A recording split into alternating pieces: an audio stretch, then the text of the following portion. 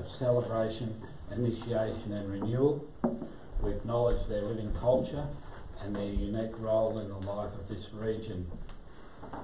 Just a reminder, council meetings are audio and video recorded and made available to the public via electronic media, including YouTube. Thank you. Present, we have Mayor Mason is away. She's on approved leave of absence as per the last meeting, and the rest of councillors are present, and we're happy to have Councillor Neiman here. Well done, John. Good getting along. Thank you. Okay, councillors, declarations of interest, conflicts of interest. Nothing to report. Thank you. Minutes.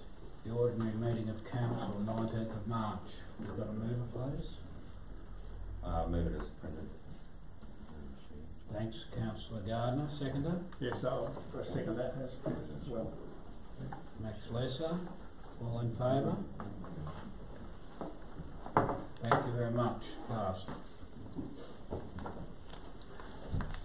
Okay, we're moving into public question time. What we're going to do is we're going to take questions of a general nature first, and then following that we'll deal with questions or comments people have in relation to planning issues. If you have, can we have a show of hands of people who've got general questions, please? No one. Oh, there's one lady up there. Sorry, that's fine. Can I have a show of hands who wants to talk about the planning issues, please? Okay, so quite a lot. So look, we'll go with general questions first, and please remember to introduce yourselves and nominate if you're representing yourself or an organisation, and also limit your time to 3 minutes, please. Can I have a motion to suspend standing orders, please? Yes, ma'am. I was about to move a motion that we suspend standing orders to enable question time. Thanks, Councillor Petrushman. We've got a seconder? Yes. Councillor Neiman? All in favour? Thank you. Okay, can we have our first speaker up, please?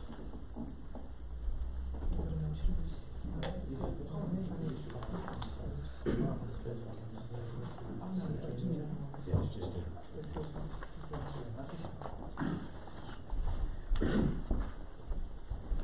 Christine Hooper. Do I need to give my address or anything? No? Okay, I've got a petition here, yet another for the council on using glyphosate, and asking that you consider alternatives to glyphosate, and particularly in public areas and around schools and where children frequent. Sorry, Christine, can you speak up a little, please? Am I in the microphone? I don't think that's working. I don't think it's on. I don't think it's working.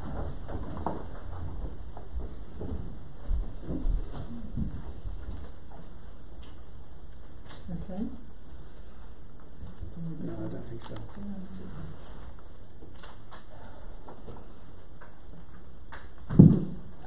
Okay. The petition. Yeah, try and speak up, please. No. The other way.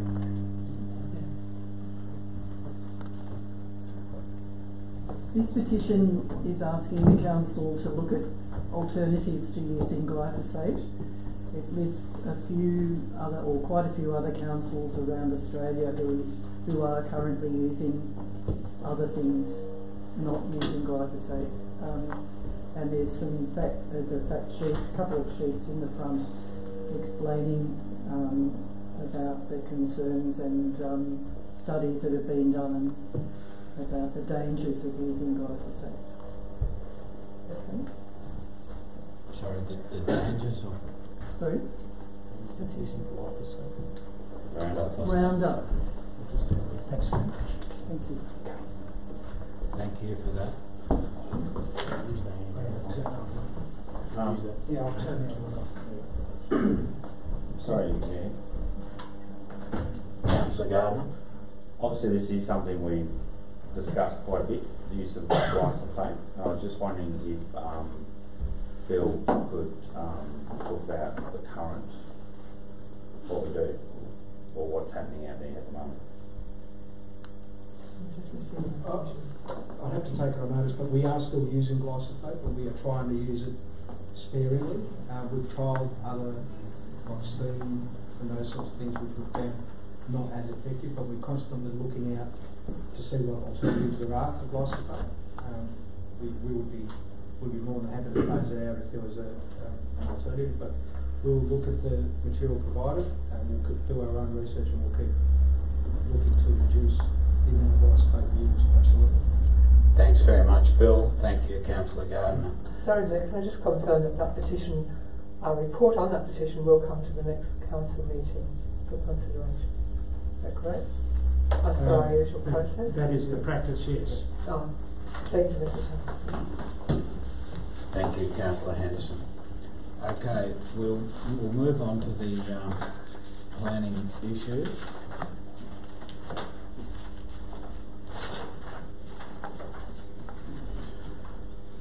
Okay, we'll deal with them in order. Does anyone wish to speak about the use of the existing service station site as a convenience store, which is Echo 06 in the agenda?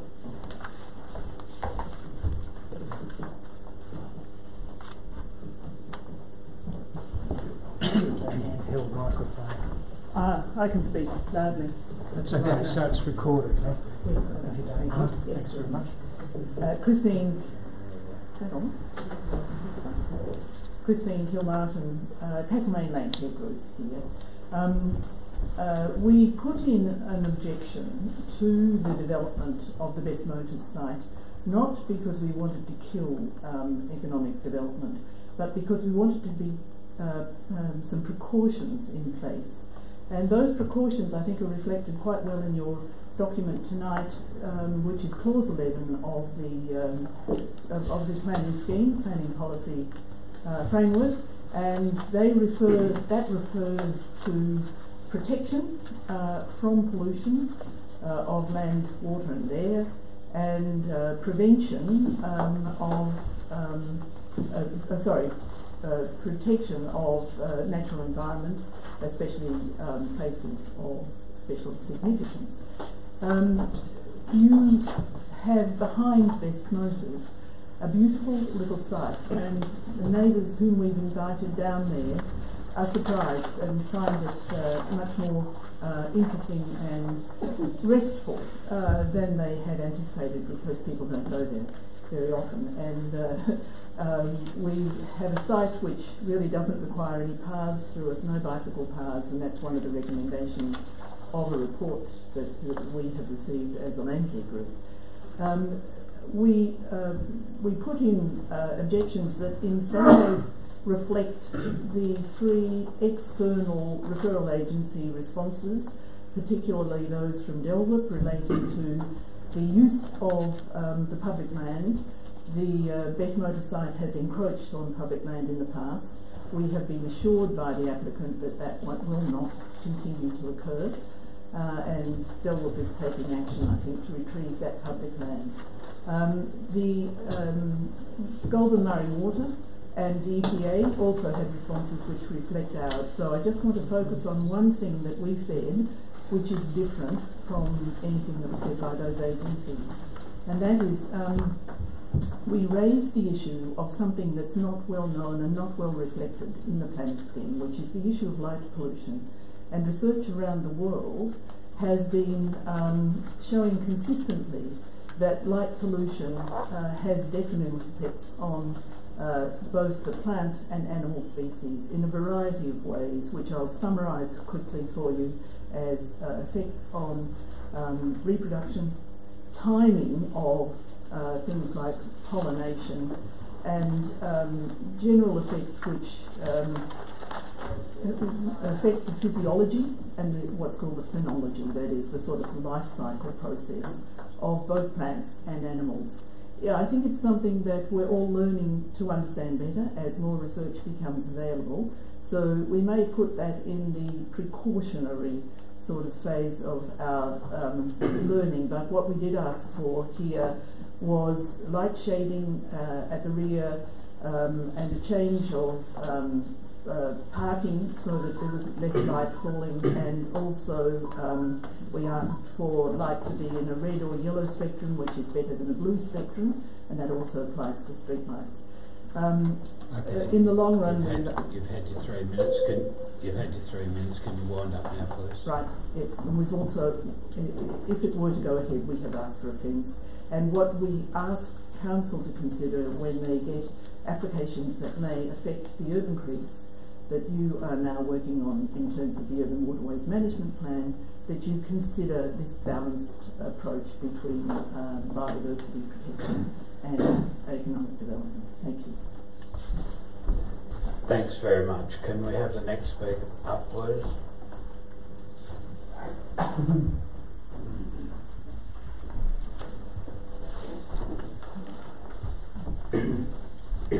Lynn Williamson, I'm an objector. Councillor Cordy, Carmela has asked that I also speak on her behalf, and rather than be repetitive, we've rolled it into a single presentation which only goes to about 4.5 minutes. Is that acceptable? Well, the timing is 3 minutes. This is for both of Press us. on, please, Lynn. Sorry? Please go ahead, Lynn. Right. I'm happy to stop and then be Carmela if that's what it takes. So, good planning begins by recognising and assessing the restrictions and limitations of a site. Good planning usually results from a site-responsive outcome. The site at 30 to 32 Duke Street has some constraints. It's the wrong zone. In a residential zone, residential noise is regulated by the Environment Protection Residential Noise Regulations. If the noise could be upsetting to neighbours, power tools and compressors cannot be used before 7 a.m. or after 8 p.m. during the week, or before 9 a.m. or after 8 p.m. weekends and public holidays. Domestic air conditioners, swimming pool pumps, heating equipment including hot water services and even vacuum cleaners are prohibited before 7 a.m. and after 10 p.m. or before 9 a.m. and after 10 p.m. weekends and public holidays. These restrictions do not apply to a commercial premises. It is the planning permit process that should be regulating and setting controls over noise impacts and hours of operation. But why would it be reasonable to allow a commercial venture that has the potential to generate impactful noise to operate 24/7 in a residential zone? An EPA expressed concern at the location early in the assessment process. Another constraint is that its close proximity to an environmentally sensitive area. Anyone familiar with Forest Creek knows that it's ephemeral. Sometimes, such as now, it is a string of stagnant ponds, and sometimes, such as in 2011 and 12, it's a raging torrent that reaches to within 9 to 10 metres of the subject site. The Goulburn Water have returned conditions that require all buildings and works must be located at least 30 metres from Forest Creek. The plans show works that are proposed within this setback. Another constraint is that it's a prominent entrance to town and it deserves better than the enormous area of generic chain store advertising signage that is proposed. And of great importance, this constraint, it is poor access to and from a busy highway, and the Vic Road solution to this will cause grief to council forever afterwards. If council issues a planning permit, Vic Roads requires double barrier lines preventing right turn movements into the site from Duke Street. This means that anybody approaching from the west, all of that area, which includes North Castlemaine, South Castlemaine, Mackenzie's Hill and Crambles Creek, will not be able to come from that direction and turn right into the site. Vehicles will have to travel past the site and turn into Happy Valley Road, do a U-turn and cross over the highway into the site, or into Railway Avenue, do a U-turn and then turn left into Duke Street and into the site. Now, anecdotally, the intersection of Duke Street and Railway Avenue is already a high accident spot. Or, as locals will quickly realise, the easiest way to access the site will be come around the back way. From Wheeler Street, into Greenhill Avenue, turn right into Vincent Street, left into Britton Street, which is where we live, left into Railway Avenue, then left onto Duke Street and into the site. Please wind it up, Lynn. I'm happy to wind up for me and then be Carmela. No. Yes? No, wind it up, please. You've had a lot of time. We were told that I could speak. Okay, I'll get somebody else to finish that off. Can we continue from that, please?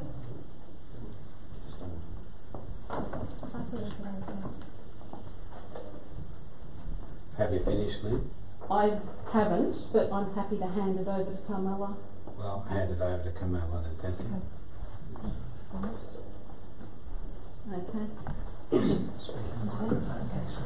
Sure. So if the wider Castlemead area has a population of 10,000, perhaps 1,000 live in the Wesley Hill area.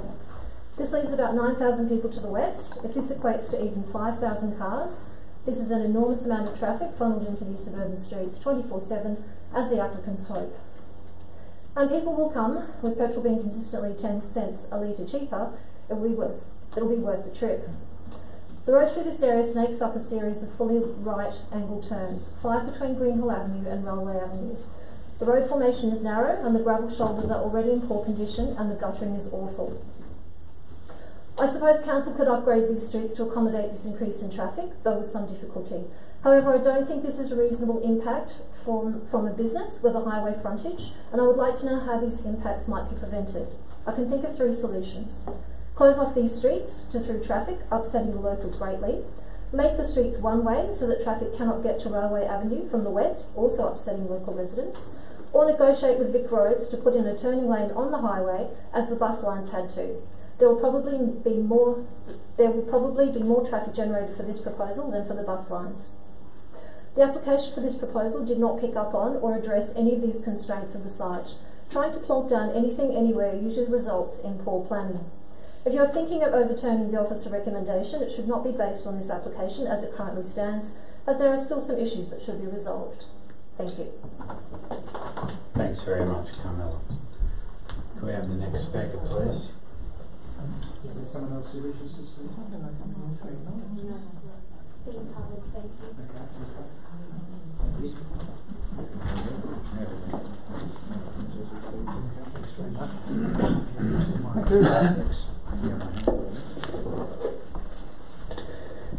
Mr Mayor, Councillors, Council Staff, I'm Darryl Best, the business owner of Best Motors 30 Duke Street.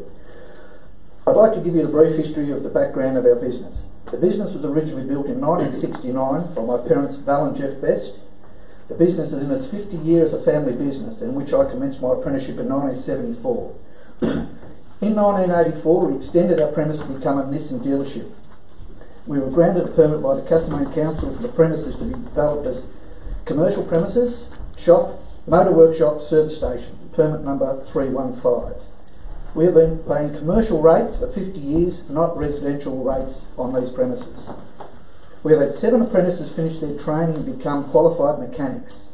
We have worked with the Castlemead Technical College to place students on work experience, to give them knowledge and a start to their working life. All family members have been involved in local community and sporting bodies, being the Campbells Creek Football Club, Castlemead Football Club, Muckleford Cricket Club, Castlemead Rotary Club. We have also contributed financially to many fundraising events around the community. Our planning application was forwarded to the council. I placed a petition for our customers to sign in favour of our proposal. Over 90 people have signed, and 38 of these customers are in close proximity to our business. 10 in Duke Street, 5 in Royal Avenue, 3 in McGrath Street, 1 in Dunstan Street, 3 in Britton Street, being numbers 20, 21 and 23. Unfortunately, one page of the signatures was damaged by a customer spilling oil on it, which could not be saved. The owner's of houses directly opposite our business, being 26 Duke Street, Toby Deacon, 27 Duke Street, Jeff Callister and Lorraine Crawford, and 31 Duke Street, Joe Cappy, are all in favour of our proposed application. We have been in business for 50 years and have not had one complaint from neighbours, council, EPA or any other business body. To offer longer trading hours and convenience store would be beneficial to the residents of Wesley Hill and Chewton area. Loddon Prison and the gym in the Railway Avenue are operational 24/7, and would offer them a stopping point for fuel and consumables, and the money is not going to be spent out of town. This decision has not been easy for us to make, as our customer is a loyal and very close part of our family business.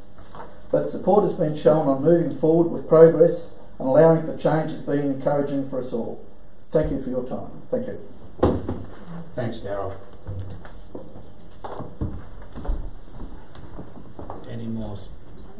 Any more speakers in relation to this application? This one? Yes, please. Hello, my name is Alan Colbert.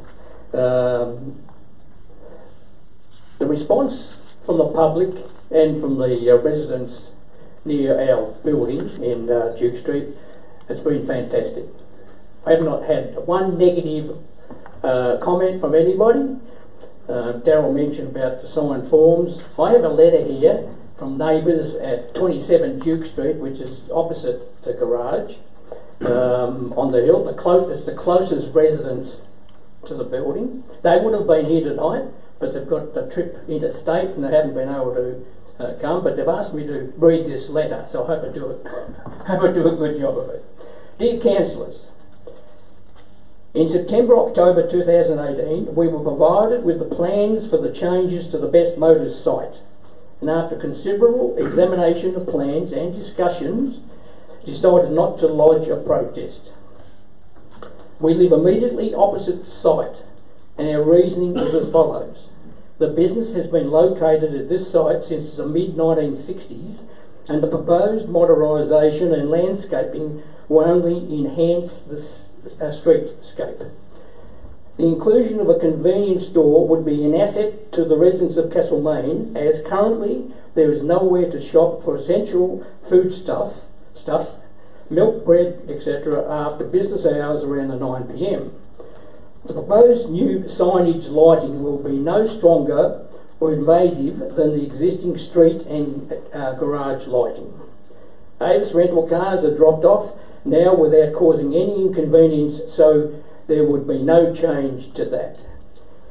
The mechanical workshop business would be only operating during business hours as at present, and the noise levels from this are minor.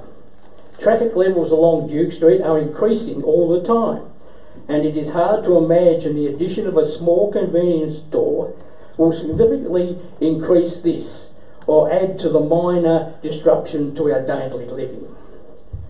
The sense of community is a very strong draw card for new residents to relocate to Castlemaine.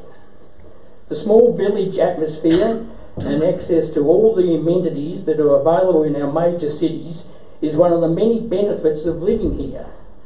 The modernisation of the existing premises and the inclusion of a small convenience store will only enhance the lifestyle of Castlemaine. And it's signed by Jeff Callister and Lorraine Crawford, who live at 27 Duke Street. Now that's fairly common comments that's been given to me by a lot of our customers and a lot of people around Castlemaine. Thank you, Alan.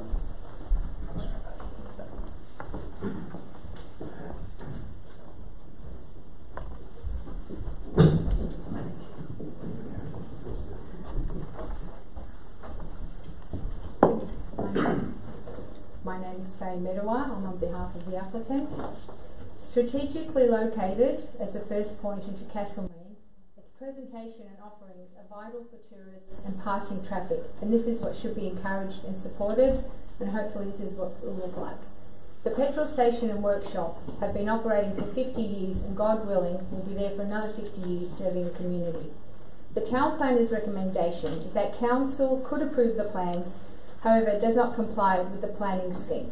This is very subjective and open for interpretation. Council need to clarify and articulate what is required to make it compliant with today's planning scheme. We've been waiting for this opportunity from council. Why did council request heritage, traffic, dwell, EPA reports after the objectors meeting if the plans were not compliant with the planning scheme to begin with?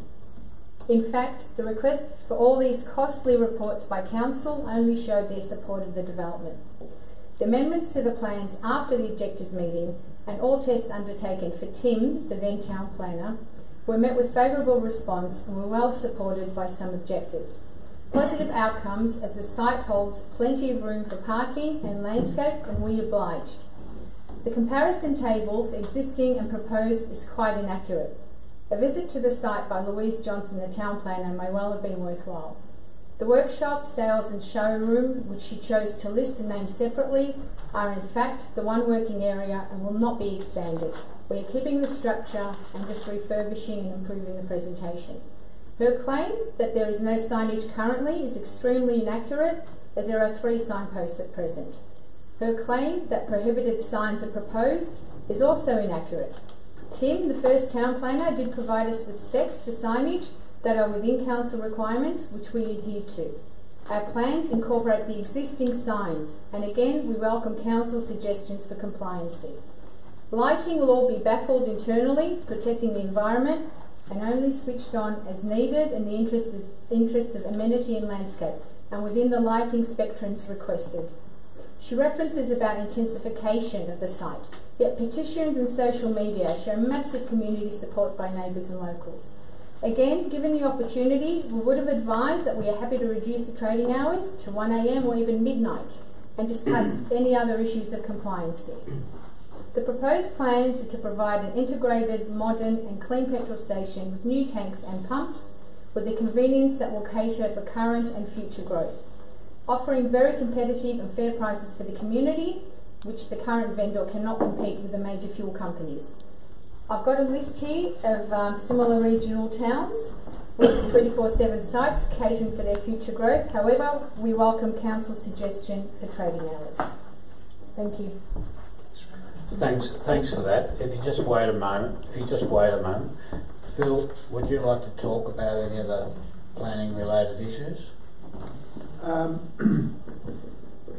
I understand a bit of the frustration with Tim's advice, etc. But Louise has been on site. I know that for a fact. So I think the implication was that she didn't attend the site. So we've reviewed this application thoroughly. My understanding is that the signage proposed does not comply with the requirements of Clause 5205, and therefore, that advice has been provided on a number of occasions to the applicant. So we've been communicating with the applicant fairly extensively, and I acknowledge though that there's been a change in planners, and therefore there's been some disruption. But I will certainly back up our planners that they've been in contact with the applicant fairly regularly. Okay, thanks for that, Phil. No, it's not a debate. What I would say is that councillors have a very good understanding of the issues with this project, so we've taken on board your comments and thank you very much. Is there anyone else wishing to speak about this issue? If not, we'll move on to the next planning matter.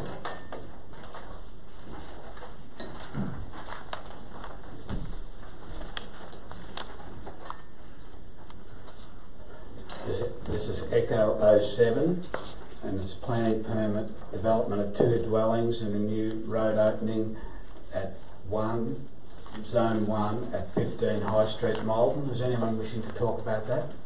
Okay, if you could come up now, please.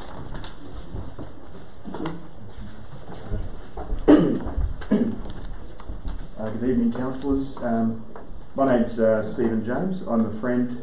The applicant's Luz and Sergio Uribe, and I'm a work colleague of Sergio's as well.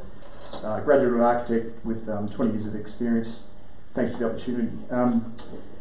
I'll keep it brief. In a nutshell, Sergio and Luz have owned the block for 2 years at 15 High Street, Malden. They've been up regularly, planting trees on the land, caring for the trees, watering the site. They love the area. They submitted a proposal last year to build 2 dwellings. Dwelling 1 being a house, 3-bedroom dwelling with consistent setbacks to other dwellings, approximately 11.3 metres from the front boundary. The second dwelling is noted as a habitable studio, a very modest dwelling which is designed to be perceived as an outbuilding to the main dwelling. It shares a driveway with 1 road opening off the road. Sergio has been in consistent consultation with the council, effectively implementing various suggestions by the council and the heritage advisor. along the way, to the point where they've recommended the approval of the permit subject to some conditions. And Sergio and Louise are certainly open to further negotiation with the council on the outcome of these conditions, and the main one being the siting of dwelling 2, where the council requesting it to be moved further down the hill, a greater setback from the rear boundary. And the condition in the notice of decision hasn't been stipulated, and that's obviously a detail that will be worked out. But Sergio and Louise are very pleased with the council's recommendation to issue a notice of decision, and yeah, we're more than willing to work further with the council to ensure a favourable outcome. So just noting, the objectors made a couple of objections. One was that the community at large don't want development of this type in the area, and there were 2 objections to the application, and it was publicly notified, and the only 2 objections were the neighbour immediately to one side and the neighbour further down, and the public had an opportunity to object to the application, which there were simply 2 objections. So we don't feel it's an accurate statement that the community don't want this. Council have considered the development of an appropriate scale and proportion, just with some detail items to be worked out. So that in mind, thanks for the time, and yeah, we'd like to pass the mic over. Thanks very much for that. Before we go on, councillors, can I have a motion to extend public question time, please? Yes, I'll go with that. Extend public question. Move. I'll have it. Councillor Lesser, seconded. Councillor Newman.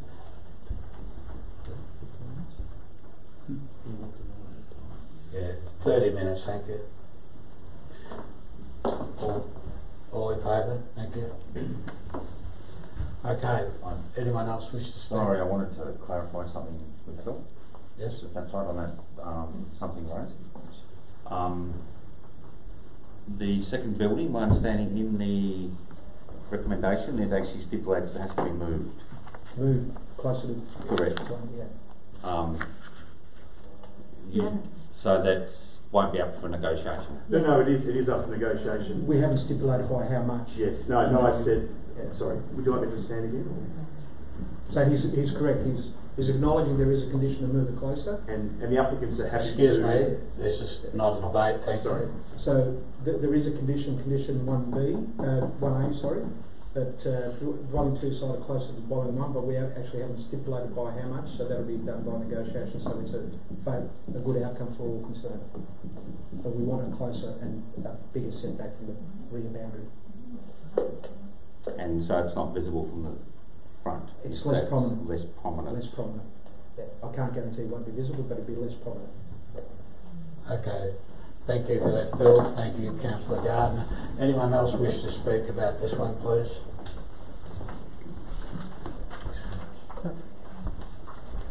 Stuart McCubbin, resident of Malden. No special claims to anything other than that. My concern with the building is that initially it was a plan for 4, and that the current layout certainly makes it an option that there'd be a return visit or a return application to double the number of properties on the site.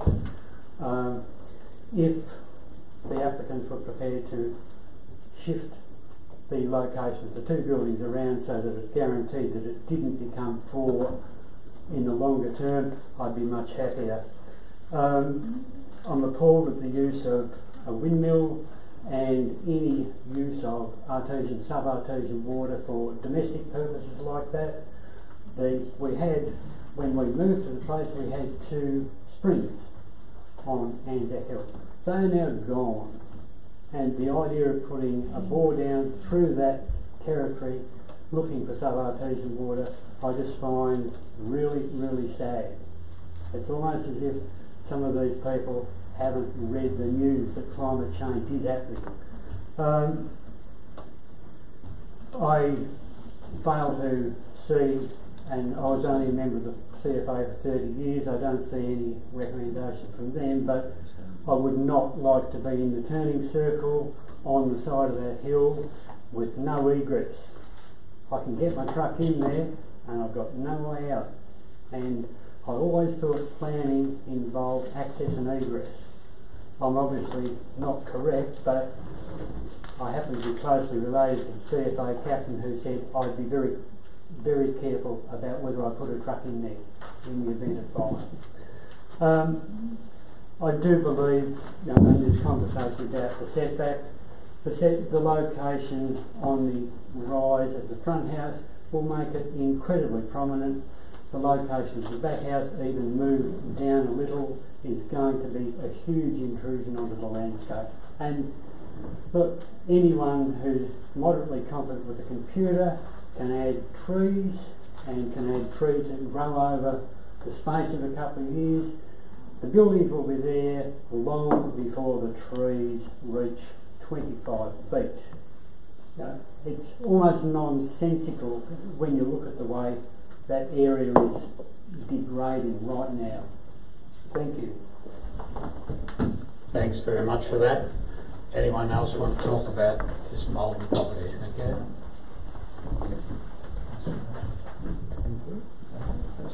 No, it's good. My name's Ian Woolhouse. We live at 9 High Street, which are the immediate neighbours of the 15 High Street. We live, it's 100 metres from the main centre of Malden. Our town, which we like to keep as Malden is.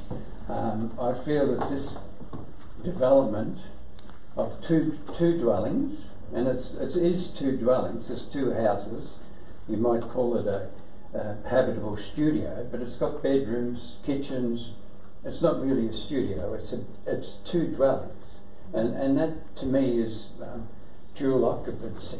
Do we really want dual occupancy in the main street of Malden? I mean, it's the entrance to the township of Malden, which, through the trees, the avenue of trees, and it should look nice. And this will just be stuck out like a beacon, because they're nearly 3-storey high, these houses. They've got attics, they've got the main building, and they've got underneath. It's not sitting into the property. I just feel that one house up there, okay, we're quite happy with one. The other one, no. But, there is future development as well, which could go down into the lower blocks. Well, do we really want those as well? I just feel that we don't need this in the main street. We live in a National Trust house, Lawrenson House, which we tried, when we bought it, it was going downhill. There was nothing. And we put it back into beautiful gardens in the front and kept the house the way it is, and tried to make the entrance of Malden nice for people to come and see. I just feel that this is an overdevelopment of the site. That's my views. Thank you very much. Thanks very much for that. Thank you. Phil, would you like to comment on the dual occupancy aspect? I guess my only comment on that would be we are guided by the planning scheme on what is allowed and what isn't allowed. Dual occupancy is a Section 2 use, so you need a planning permit for dual occupancy. It's not prohibited. And so what we've assessed is the 2 dwellings on the lot, and it is described as 2 dwellings, although I understand that the person representing the applicant described it to look like an outbuilding, but it's certainly described as 2 dwellings and recognised as such in the report. So we've considered that under the planning scheme. We think it's an appropriate response, and hence the recommendation to approve. It's not prohibited, is the bottom line. Thanks very much, Phil. Anyone else wanting to speak about that application? Okay, we'll move on to the next one.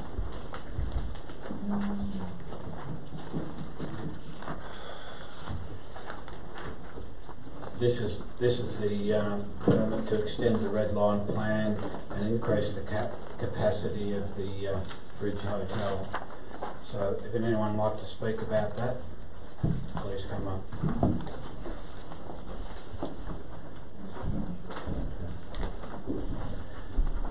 Hi. Planning document is still erroneous. Mistakes in compass directions and measurements remain uncorrected. If it becomes necessary...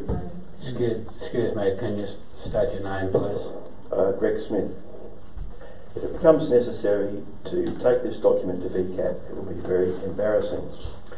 I live at 27 Walker Street with my children. I'm also speaking for Bonnie, who owns the residency 25 Walker Street, who is expecting to give birth very soon. We live in a residentially zoned area and ask for full protection from alcohol being consumed on our footpath area.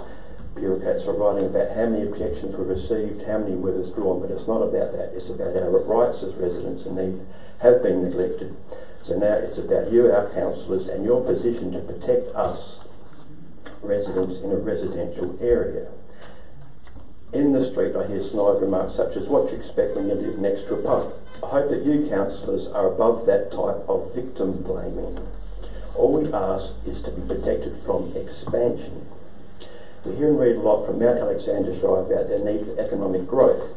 In the Long-Campaspe Regional Economic Growth Strategy, it clearly states that development must not inflict upon existing residents. During 27 years, we have seen some half a dozen management teams come and go at the Bridge Hotel. The pattern is always the same. Each has eventually attempted to expand their profits with schemes on which we have never been protected or even consulted. These include an amplified stage indoors, a beer garden courtyard area with outdoor music speakers where patrons now drink, eat and smoke, an outdoor amplified stage, and the hotel has been spray painted black to resemble a nightclub. 4 larger 8-person tables were built on the footpath area without permission. The temptation to use these tables is obviously driving the current management to exploit the footpath area. We hope that these tables are permanently removed and alcohol is banned from the hotel, as is the existing status. The previous owner at 25 Walker Street, Maryland, was driven out of her residence due to poor health caused by the noise from the expanded beer garden and outdoor stage. Bonnie is coping with this situation and is justifiably requesting that be no further expansion onto the street footpath area. Managers Pat and Jeremy aren't the worst we've had and may be commended for their attitudes and some improvements. However, this process is about the red line area and we the residents must be protected from future abuse. With respect, I say that if Pat and Jeremy want to manage a bigger pub, they could go and find one. No resident, and I emphasise resident because we are zoned residential, could honestly vote to sanction alcohol consumption on their own footpath area from 12 midday to 9:30 every day. So why are we being victimised? We believe alcohol should be kept inside the serving venue. Control of drinking on the footpath is fraught with vagaries, inconsistencies and many social problems. Serving staff at the hotel cannot be expected to assume responsibility for enforcing control in this outside area. Video surveillance, as insisted upon by police, will always be viewed too late. Patrons will assume the outdoor area is available till and after closing, and given the history, this will not be policed. Drinking and smoking will permeate along Walker Street. Heavy, fast traffic uses Walker Street. We have demonstrated great tolerance of the Bridge Hotel and its various management. Please reject this application on our behalf. Otherwise, I'll have to go to VCAT. Thank you for your time. Thanks, Greg. Perfect timing, Greg. Okay, have we got anyone else wishes to speak? Sorry, Mayor, before we do that, can I just ask if maybe Phil could comment on the, in relation to the tables? I believe there were some permits at some stage for those tables to be there. It was brought up by the previous person. Thanks, Councillor Patrice. Phil, would you comment on that? Yeah, so there is a local law permit requirement for any outdoor furniture servicing an establishment such as the Bridge Hotel. I understand there was a local law permit. I'll have to take the question on notice in terms of whether there's a current local law permit, and I'll follow that up in the coming days. Thanks, Phil. Thanks, Councillor Patrice. Please go ahead and introduce yourself, please. Good evening, my name's Jeremy Furs. I'm one of the 2 proprietors of the Bridge Hotel. I just wanted to quickly address, I guess, a couple of points of confusion that were raised at last month's meeting.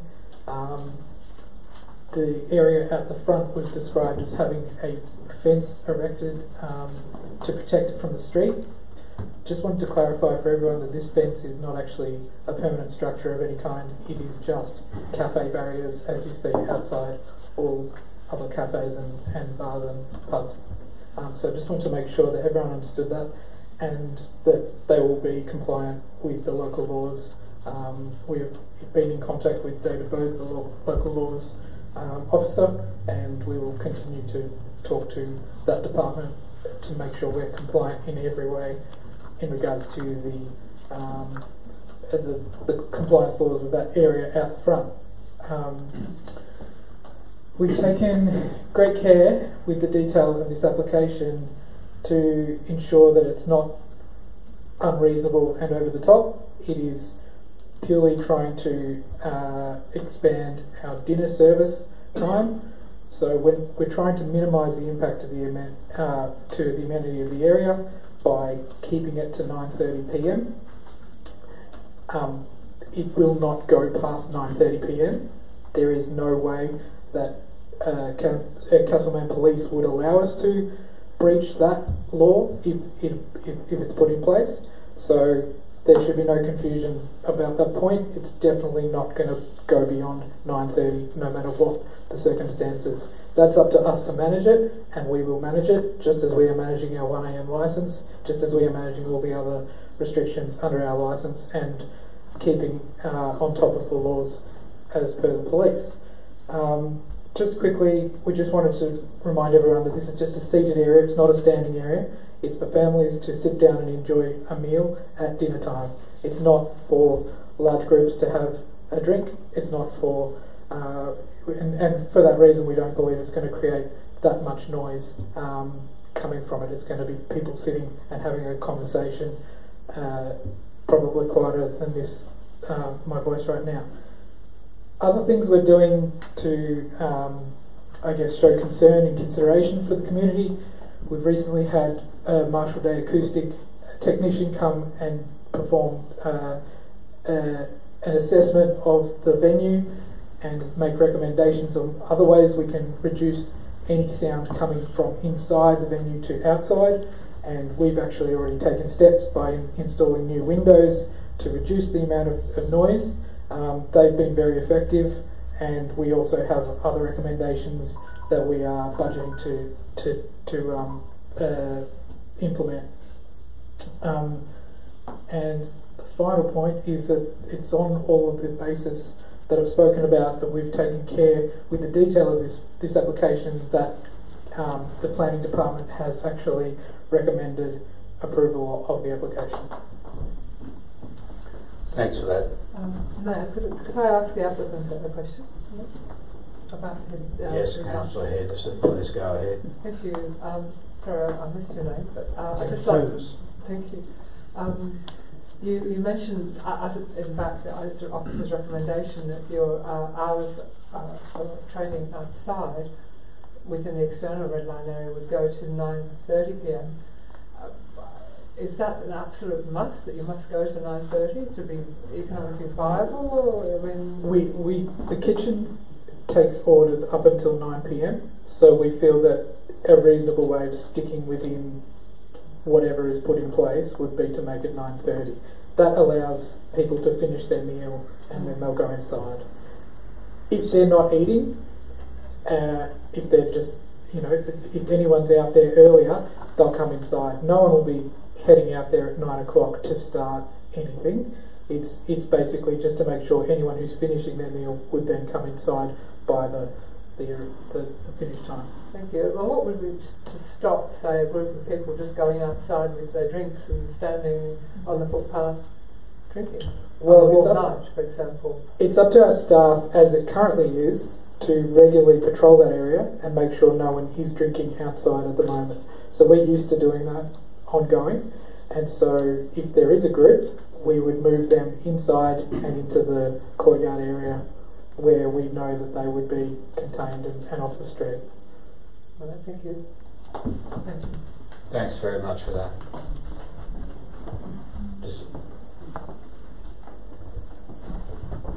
Good evening, Council. I'm, as you can see, the other brother.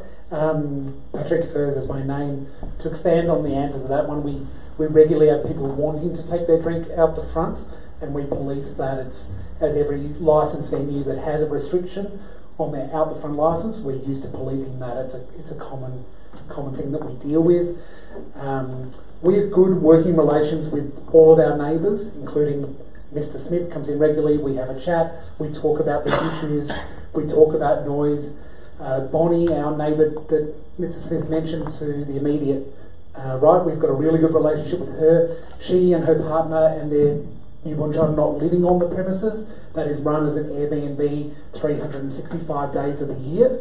So it's impacting, the impact might be on business but not on her or her children. As I said, we do have really good relations with neighbours, and we're very committed to the amenity of the area. We can't survive ongoing. The Bridge Hotel's been there for 153 years, but it has had, as Mr. Smith mentioned, a lot of owners. In the last 4 years, we're the third owner. The last two have gone bankrupt, and when that happens, that there's plenty of people around town that are owed money and plenty of people that are out of a job. In the busy periods, as with the festival that we just had, as with Easter that's coming up this weekend, we need to be able to accommodate the number of people coming to town. Castlemaine has been pretty good at promoting itself in recent years, and there is a lot of people coming to town on these long weekends for these festivals, young families needing somewhere to eat. And I ask if council is doing what it can to support the businesses that have to accommodate these numbers. We really don't want to fall like the last owners, but if we don't make money when the sun shines, then we can't pay our 16 staff during winter. So we think the time of 9:30 is not the one we would want. We would like 11 o'clock like you might have with other venues in Castlemaine.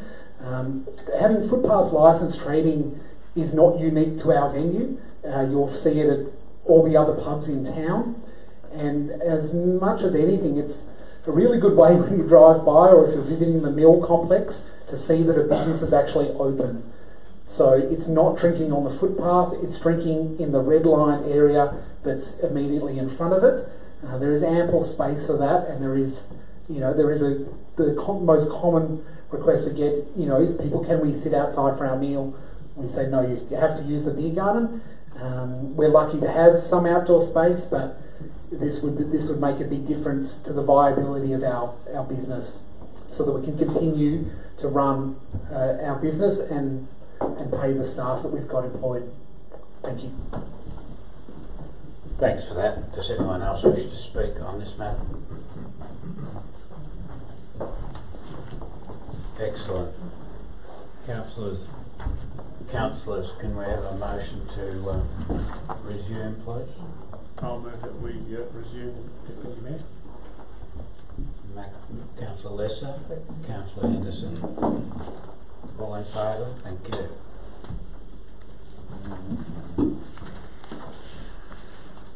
Okay, just so everyone knows what's going on, we're going to go back to our normal agenda now.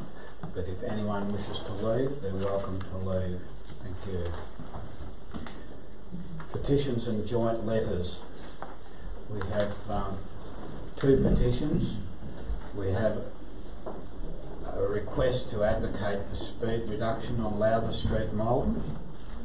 Council received a petition on the 20th of March from residents of Malden requesting that council advocate on their behalf to Vic Roads for a speed reduction of 80 kilometres per hour to 60 kilometres per hour. The second petition is we've got a petition retention of duck hunting at Cancurran, and council received a petition with 21 signatories supporting the retention of duck hunting by the state government, as gazetted by the state government, requested that council rescind the notice of motion made at the ordinary meeting of council 19th of March. Councillors, I've got a recommendation. Can I have a motion, please? I'll move it as printed. No, second. Councillor Gardner. Second that, Mayor. Councillor Petrusma. All in favour? Passed. Thank you.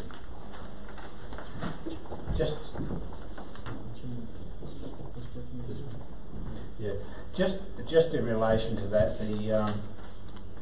the petition with regards to duck hunting, council has passed a motion in relation to advocating for ceasing of duck hunting, and we can't rescind a motion that council has already acted on. So council will write to the petitioners to explain that situation, but that's the way the rules work. The other one in relation to the speed reduction in Lowther Street, council will receive a report on that petition at the next ordinary meeting of council. Thank you. Councillor Coy, I was just wondering, could I quickly say something about the reduction of speed limit? Certainly, Councillor Gardner. I'm leaving the duck hunting alone because it was my motion. So. I would like personally to support this reduction of speed limit from 80 to 60 k's. Lowther Street, for those who don't know it, is sort of a truck bypass around sort of Malden. Now, it used to be full of empty paddocks. In the last few years, it's sort of seen quite a number of residential houses being built. There's no footpath, and people are currently walking along the road, although I believe that's possibly being looked at in our footpathing strategy for next year. It's now almost a residential place with people and children walking their dogs. So I would encourage my fellow councillors and officers to, when it comes back next time, to support that reduction in speed limit. Thank you, Councillor Gardner. I think also can we just point out that with regard to petition on retention of duck hunting or banning duck hunting, we haven't actually made a decision to ban duck hunting. That's well beyond our capability.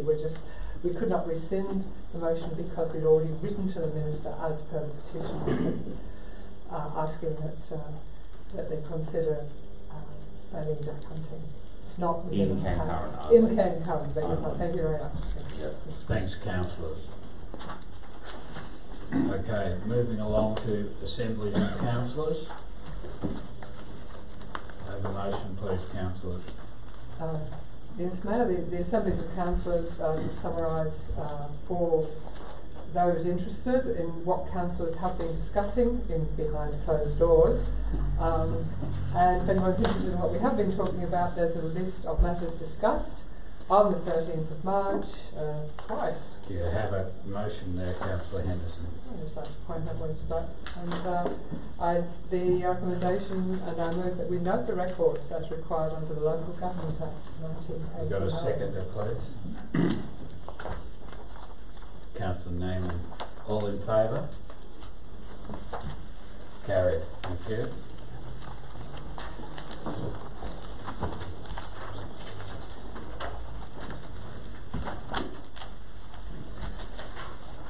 Officer reports. Our people, no reports. Our place, no reports. 9.3, our economy. The first of the planning permit for the it's Echo 06 planning permit application 163 2018, use of the land for convenience shop buildings and works, a la Best Motors. Councillors, do I have a motion? I'd like to move it as printed, please. As a motion, do I have a seconder as printed? No seconder for as printed. Councillors, do I have an alternate motion? I can offer a motion, which Councillor Henderson. Thank you, Mayor. This would be a notice, Council issue a notice of decision to grant a planning permit for the use of land for a convenience shop, etc. I have been provided with conditions for approval by our planning staff, as I requested, Louise Johnson. They are extensive. I can read them out. It would take some time, or I will see if our principal governance officer is able to supply those present with copies of this permit application. Thank you, Councillor Henderson. So it's as printed in that document? As supplied by the owners upon my request for approval. Do I have a second? Not a second, but can I just seek clarification, please, on the motion? if Councillor Henderson can at least put in the hours which are blank on the page, but the suggested hours for her. I was going to wait suggests. until everyone got a copy and then I was going to complete one. You're dead right. So while we're waiting for them to be handed out, hours of operation, clause 27, I would like to propose that the hours of operation be between 6 a.m. and midnight, Sunday to Monday, Monday to Sunday, i.e. 4 days, and that the regulation of delivery times, which would be clause 28, would be the same, i.e. 6 a.m. to midnight, 4 days. And the last clause provided illumination during specified hours, that again, that the hours would be the hours of operation, i.e. 6 a.m. to midnight. So rather than the 24/7 operation, which is addressed in the planning permit application. Thank you, Councillor Henderson. Do we have a seconder for this motion? Wait. Councillor Leslie, you wish to speak? Yes. You're seconding the motion? Yes, I am seconding them. Okay, councillors, we have a motion as per pointed out by Councillor Henderson. We have a seconder. Is there any opposition to the motion? I'm not sure, but probably. And sorry, I'm not being unhelpful. No, I want to say yes. I'm sort of struggling with the concept that on one hand the officers have made a recommendation not to approve, and yet... I'm sorry, I need to explain that I'm not a planner. I'm unable to come up with a 7-page planning permit application notice. I can't produce a notice by myself. I'm not suggesting you. And hence, the planners, even though their recommendation is to refuse, we are able to ask the professional planning staff to provide us with conditions for approval should we seek to approve, and that's what I did. Okay. So that we may debate the matter tonight rather than defer it for another month and then bring it to the next council meeting. Thanks, Councillor Henderson. So, are you an objector or not, Councillor Garden? Yes, I'll continue my objection. Thank you. Councillor Henderson, would you like to speak in support of your motion, please? I think I better, and I think I should start by thanking the Planning Department and Louise Johnson in particular for providing this motion to me upon my request, even though it goes against her own report. So first in appreciation. Why am I moving approval? Look, before I do, I've got a question for Mr. Josipovic, because the one matter that's been brought to us is that does concern me, and the big road conditions, and in particular this notion that there's no right turn. And as was pointed out by that there is at the bus lines there is a right lane turn. Why would Vic Roads not consider one here? Are we able to further interrogate Vic Roads as to possible alternatives? Do I have to? I mean, I assume that all the objectors had access to the Vic Roads conditions in clause 14, because even though I only saw these this afternoon when I received these, Ms. Williamson seemed familiar with them, so I presume all the objectors saw the Vic Roads conditions and have considered them. So,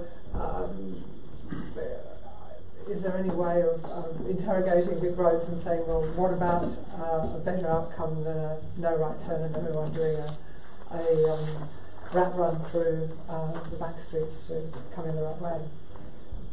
We can certainly talk to Vic Roads or Rural Roads Victoria, but we can't change their condition as such. We can negotiate and try to, or the applicant can as well.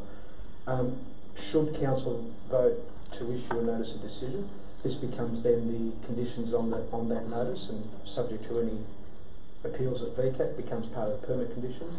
If it changes, it can be treated as an amendment to the planning permit.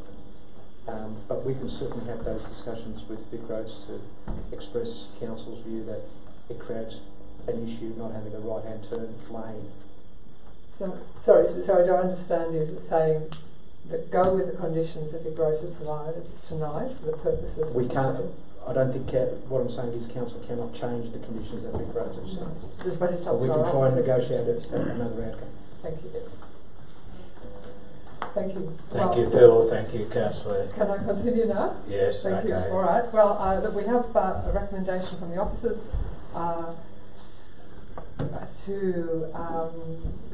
to refuse, and I'll go through them quickly. So the first one is that the residential amenity of the area will be impacted by the proposed 24 hours, 7 days a week operating hours, which is why I propose that we reduce the hours to a more reasonable early morning to midnight, which seems to be quite long enough for Castlemaine, and does line up, I believe, with other operations within the town. So I think it would be unfair to have the 24/7. The next 4 grounds for consideration for refusal, all that's 2, 3, 4 and 5, all 2, 3 and 4 anyway, certainly relate to placing an intensive retail development in a residential zone away from the Castlemaine retail area. My argument here is the property is on a highway less than 500 metres from the old gasworks site, which council has recently rezoned to commercial, thus extending eastwards the core of the commercial zone of Castlemaine. There is no land available for future dwellings between this site and the future supermarket site on that side of the road.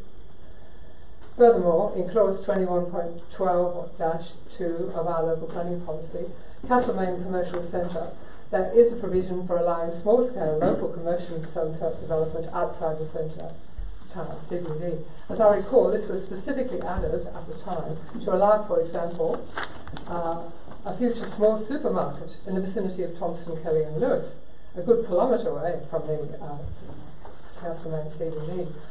While the fuel outlet will not be confined to local use any more than any other fuel station on a highway, I would expect the retail outlet to be popular with locals as an easy access driving facility.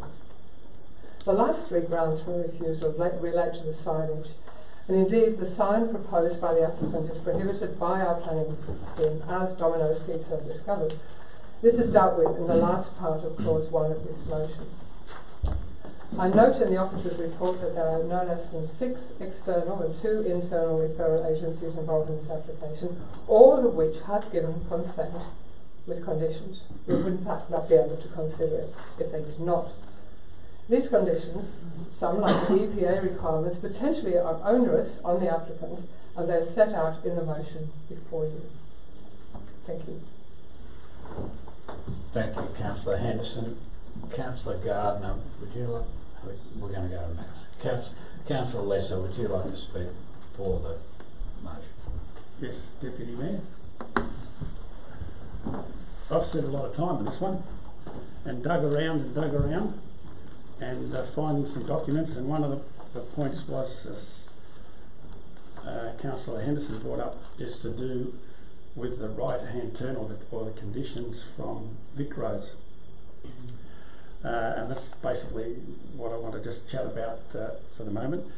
Now, there is a problem with regard to the traffic and the right-hand turn lane, and I got a document here which I found, which showed some truck sweeping path. I'm blown if I know how they're going to do that, because if there's going to be some double lines there, I don't know how this truck's going to get there. So there are some anomalies in this application. I also dug up some traffic engineering assessments, and these are guidelines that the RTA have put out for service stations and convenience stores, and so they've taken the traffic flow into consideration, even though it's not so much about the hours, but they've worked out the peak hours, and their comment is that accordingly, and I'll read this, the proposal is not anticipated to generate any substantial new traffic on Duke Street. So I've taken that into account as far as the hours are concerned. Now, if the Vic Roads say you can't turn right, well, surely this is going to affect the volume and the people using this service station. So I don't know how that one's going to be overcome. I guess the applicants will be aware of that condition, because that one's got me a bit beaten.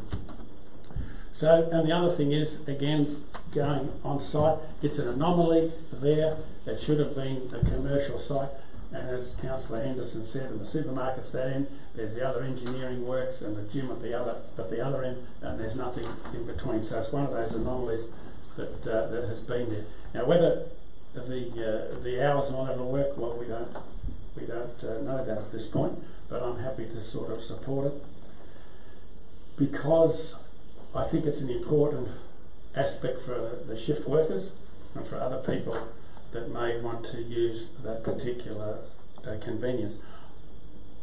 I live on the main road, and I don't think you can get too much traffic and cars going in there at the later hours of the evening. So I think it'll sort of work itself out.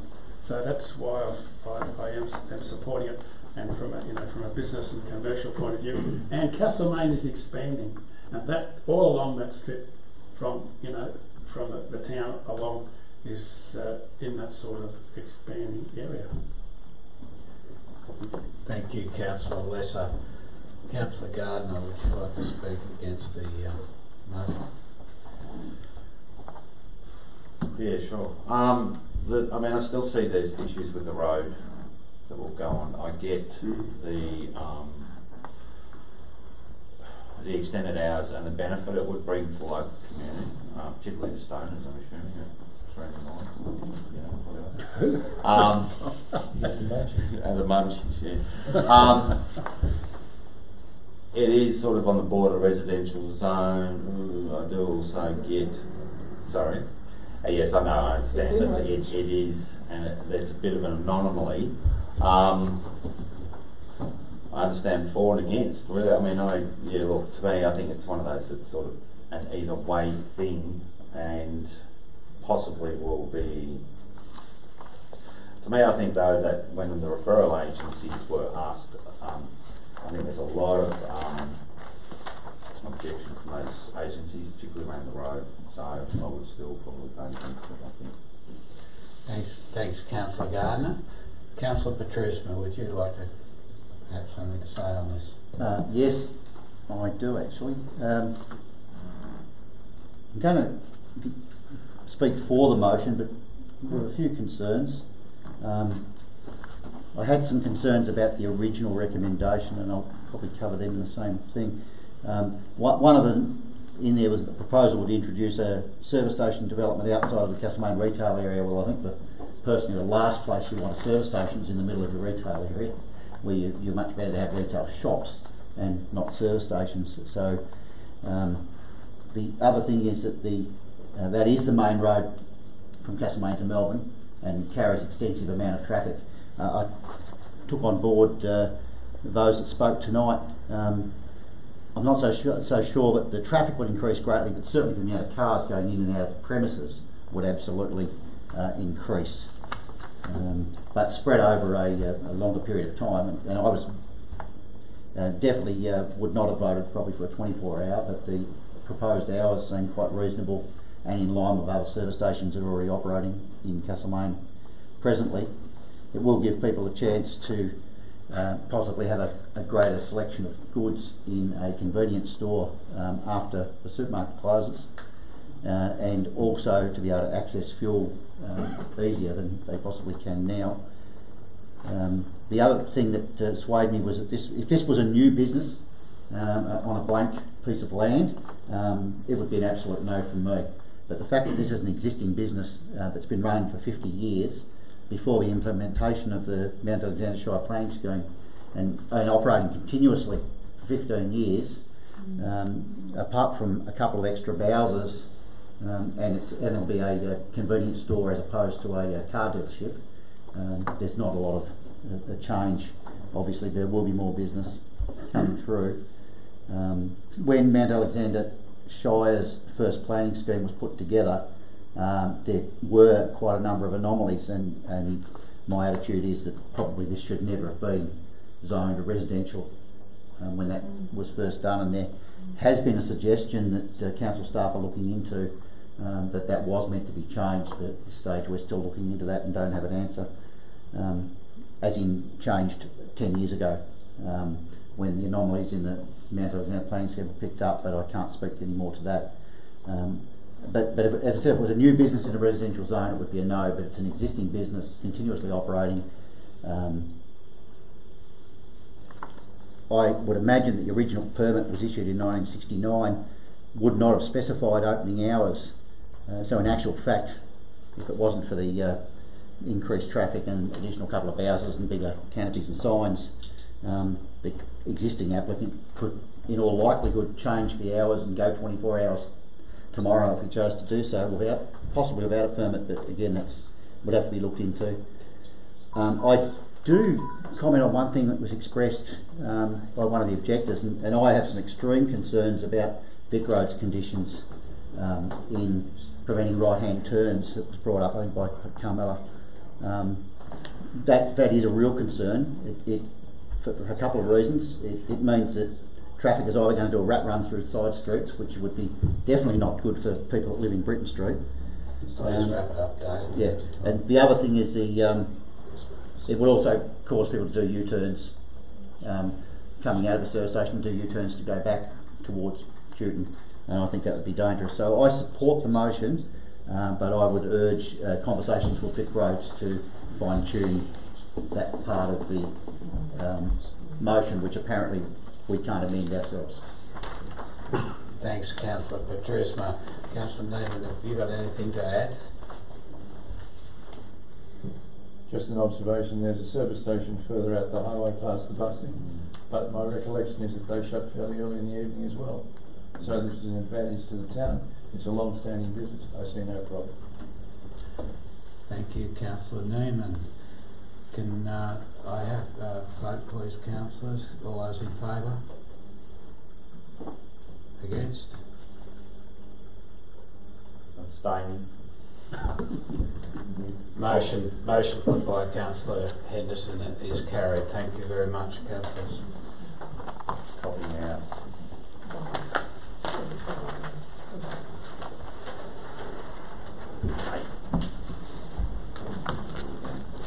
Okay, moving along to Echo 07, which is the planning permit application for the 2 dwellings and a new road opening at 15 High Street, Malden.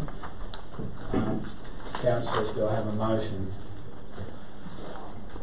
Yes, I'd like to move a motion as printed with an amendment to recommendation 1G. The 2 metre high southern side boundary fence be replaced with a 1.5 metre post and wire fence for the length of the southern boundary. Thank you, Councillor Gardner. Do I have a seconder? Oh, happy to second that. Mr. Mayor. Councillor Petrisma. Do I have any objections to this, councillors? Would you like to speak to it, Councillor Gardner? Yeah, sorry, Stuart and Ian.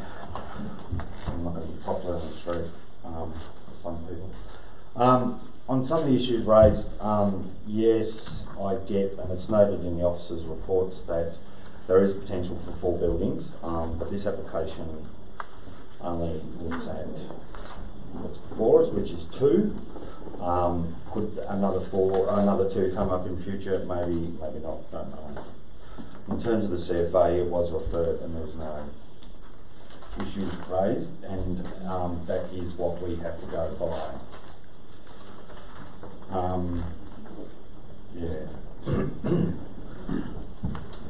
I mean, this proposal basically is an application to build 1 house with an outbuilding, although noted it is essentially a separate dwelling. It will be a substantial building on the entrance to Malden.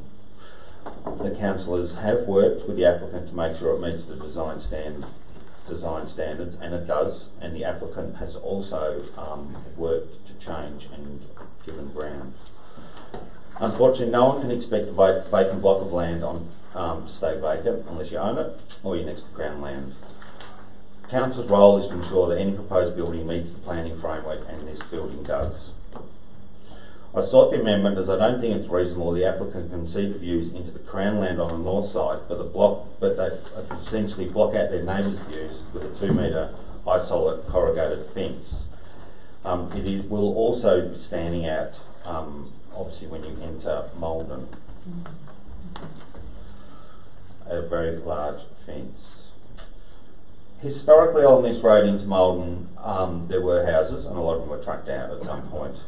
And yes, I note Ian's example being that next door is one and further up the road is Bluestone House.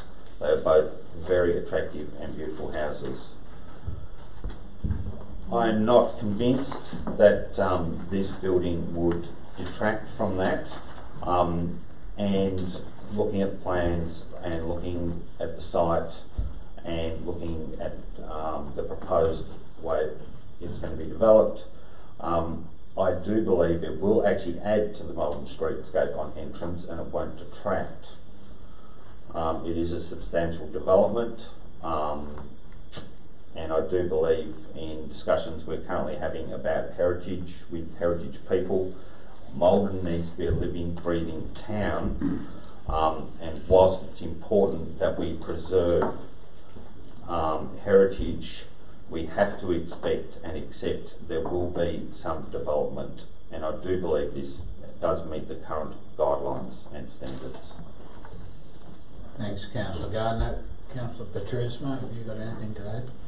Just a couple of quick things. I was happy with the amendment that Councillor Gardner's made in relation to the fence, which makes the fence on the southern and northern boundaries matching, and I think that's really important to keep the character of Malden. The fact that it's in a residential zone, it's actually 4 separate titles, with two dwellings going on 4 titles. It is a residential zone. The residential zone is meant for residences, and obviously they do need to keep in with the heritage overlay, and I'm satisfied that a large amount of work's gone in to do that, with a very, very small amount of work still to be done by our planners and the applicant to ensure that the distances for the rear setback are appropriate. So I support the motion. I think it'll be a good thing for Malden, and I took on board one of the objectors' concerns, but the application before us, as Councillor Gardner said, is for 2 dwellings and not for 4 dwellings, and any changes in the future would be probably highly unlikely to succeed, I'd suggest, but it would also be the subject of a completely separate application where the people could then object again to. I support the recommendation that Councillor Gardner made. Thanks, Councillor Petrismo. Councillor Henderson, would you like to comment on this? Am I expected to? I hear what both the councillors say, especially Councillor Gardner, who's of course very familiar with Malden. I appreciate the really important place that Malden Design Guidelines play in anything in Malden. I know the entrance to Malden, it's very beautiful. I know the house that one of the objectors spoke about. It is a wonderful introduction to Malden. But we do have to allow development, and I'm trusting our planners and my fellow councillors' judgment here that in fact we have a proposal before us that will not damage the entrance to Malden, and in time will actually fit in maybe even as well as the old houses that are there now, if they last as long. So, yeah, thank you, Councillor Henderson. Councillor Lesser? Thanks for that. Just before we go on, Mr. Josipovic, a question for you, just so that everyone's clear. The application does comply with the documents that we know as the Malden Design Guidelines, is that correct? That is my understanding, yes. Thanks very much for that, Phil. Okay, councillors, can I have a vote, please? All in favour? Unanimously, that's carried. Thank you.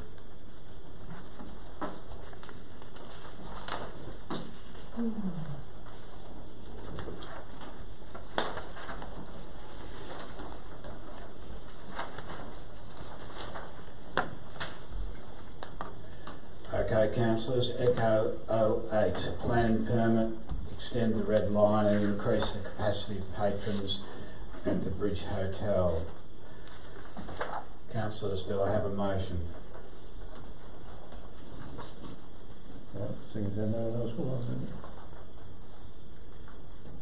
Councillor Neiman? What is your motion? Recommendation as printed. Thank you, Councillor Neiman. Do I have a seconder?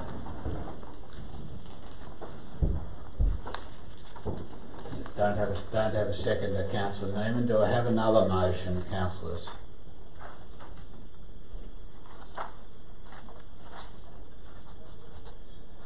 Well, for the sake of debate, I can move the recommendation as printed, but with the amended hours of operation, so that the end time changes from 9:30 p.m. to 9 p.m.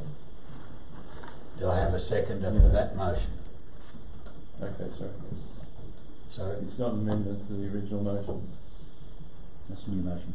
No, the original motion didn't have a seconder, Councillor Neiman. Right, so I'm moving the officer's recommendation with a change. I think I'll avoid the word amendment. A change to clause 13.1. The use may operate within the external red line area on Walker and Cornish Streets during the following times: Monday to Sunday, 12 p.m. to 9 p.m. rather than 9:30 p.m. I'll second that. We'll second that. You need a seconder for that motion? Need a seconder for that, councillors. Councillor Neiman's seconding that motion.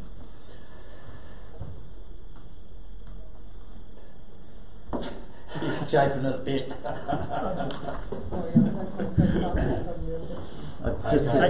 Do I have any objection to it? Yeah, well, Yeah, just indicate I'll probably speak against the motion as well.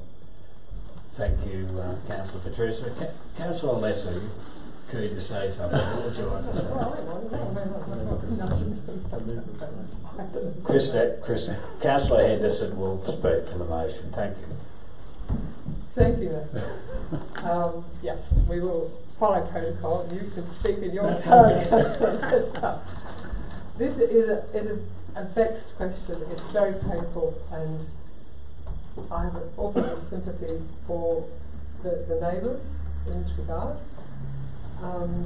However, the rules are the rules, and if we don't deal with it here, well, it will be dealt with the catch, I believe. But I guess I'm attempting to bring in some kind of compromise. We have a permit to extend the red line area. The red line is inside which you may drink alcohol legally in public, and the applicant wants it out on the street, and so that they can serve food in the street. The conditions I would also to extend the numbers to 150 instead of 100. There are some pretty strong conditions to noise and control of things. For me, the most important clause in the conditions is the noise and amenity plan / patron management plan. Before the extension to the red line area and increase in patron numbers commences, a noise and amenity plan / patron management plan to the satisfaction of the responsible authority, I believe that's council, must be submitted to and approved by the authority. When approved, the plan will be endorsed and will then become part of the permit. All activities forming part of the extension to the red line area and the increase in patron numbers must comply with the endorsed plan. And then it goes on to a number of measures that must be included in the plan. Now, my understanding, the aim of this is to actually effectively police the proper conduct in regard to this permit. And I just want to check with Mr. Josipovic that this patron management plan will become a public document, a publicly available document.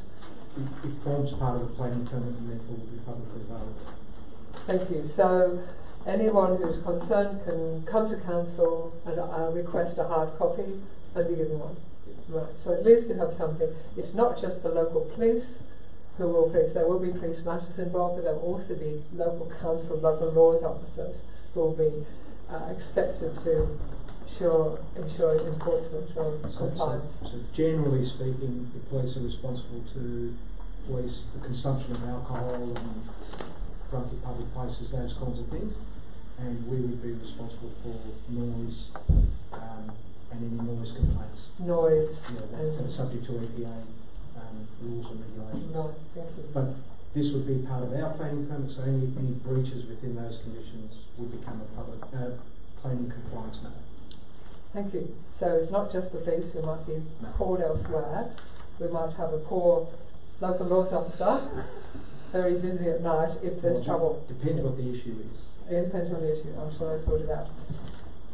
So I guess that's my hope, that this could provide a useful way to actually make it more peaceful for the neighbours. And that's why I'm moving this. Thank you, Councillor Henderson. Councillor Neiman, would you like to speak? No.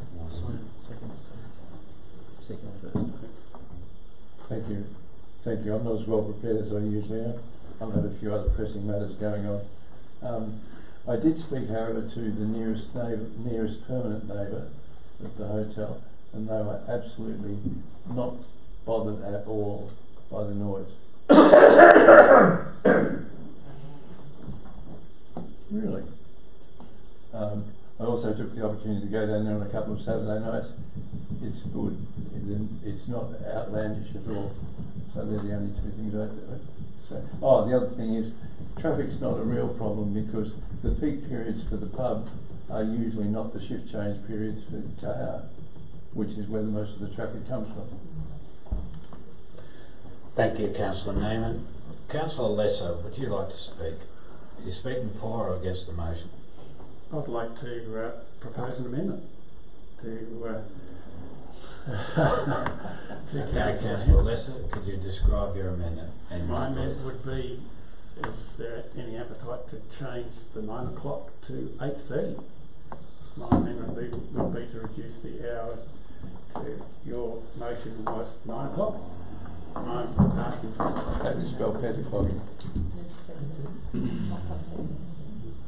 So is there a seconder to change the hour to 8:30? My motion. Yes, no. My motion was 8:30. I thought nine. Mayor, for the purposes, I was going to speak against the original motion. I may reconsider my views on an amended motion. Would like to hear the debate on an amended motion. I'm happy to second the amended motion to change it to 8:30 and see where that goes. Okay, thanks for that, Councillor Petruisma. Councillor Lesser, would you like to talk to your amendment, please? Yes.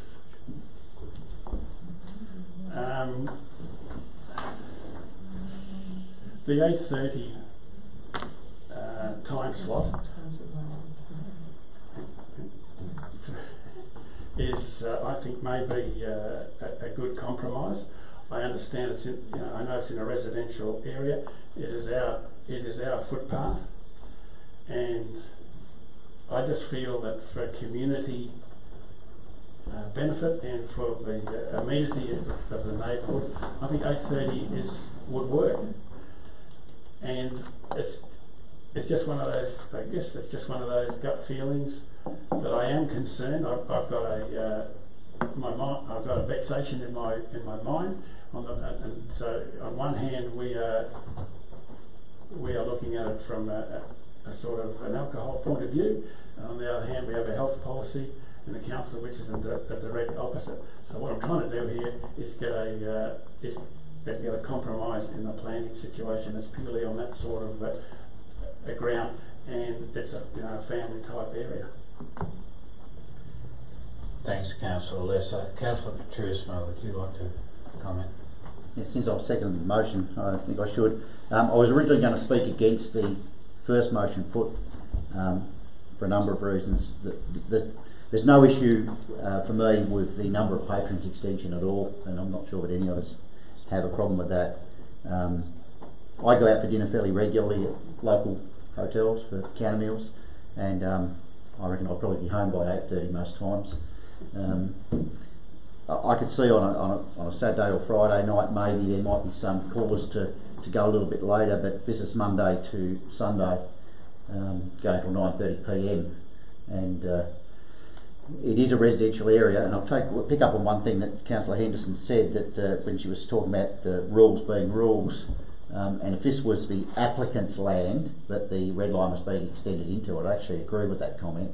But this isn't the applicant's land, this is our land, where effectively we are going to allow, if we pass this motion or a similar motion, we're effectively going to allow the applicant to use our land, our footpath and our area, the nature strip between the road and the footpath, to trade his business on.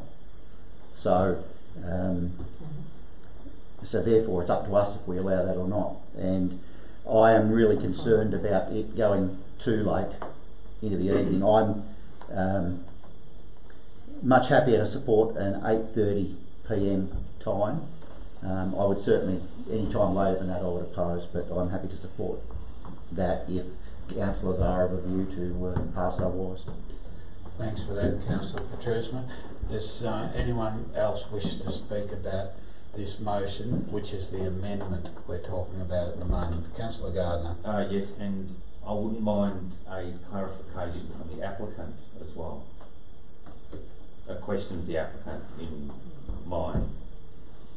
I think we've heard the applicant. Well, no, I mean, the reason for my need to ask, or I think I need to ask, is one of the reasons why they're seeking to extend the hours and everything is their viability.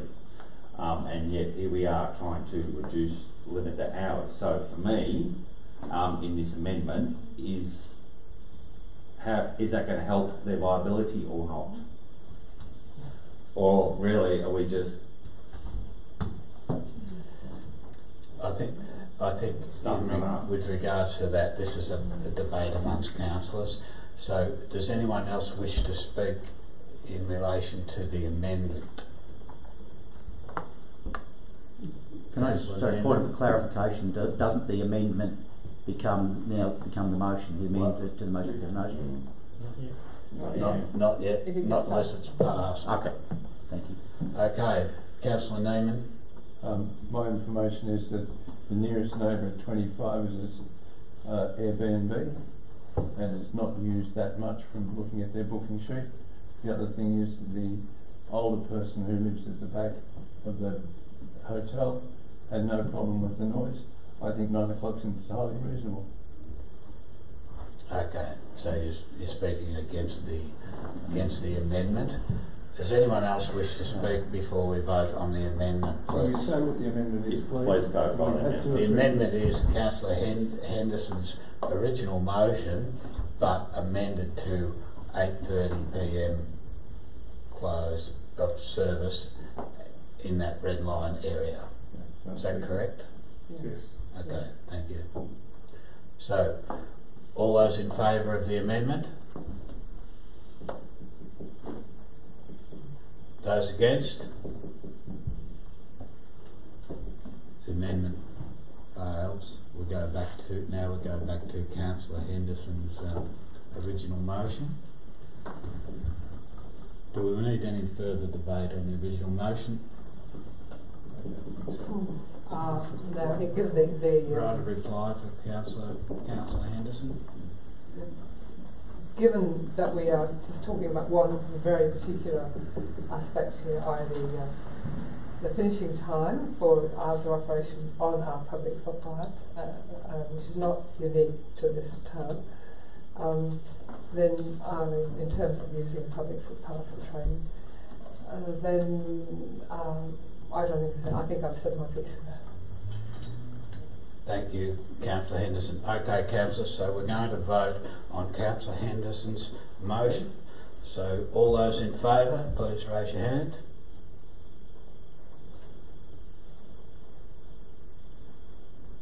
Those against, please raise your hand.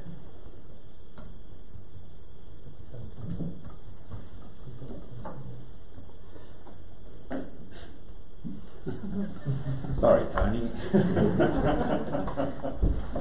Well, in view of it's a tied vote, I get the casting vote, and my vote is against the motion, so the motion fails. Thank you. Does anyone else have a motion?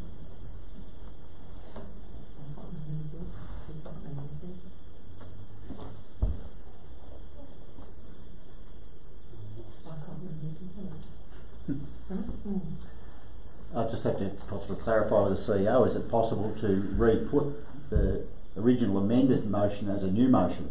If it's no? You can put the original motion prior to Councillor Henderson. No, I won't be putting that. But it lacked the second, didn't it? Yeah, that's right. I'm So- happy to try the original motion again. No, can't. Can't. Okay, so if we have... It'll be here all night. All right, filibuster. Councillors, do we have a motion?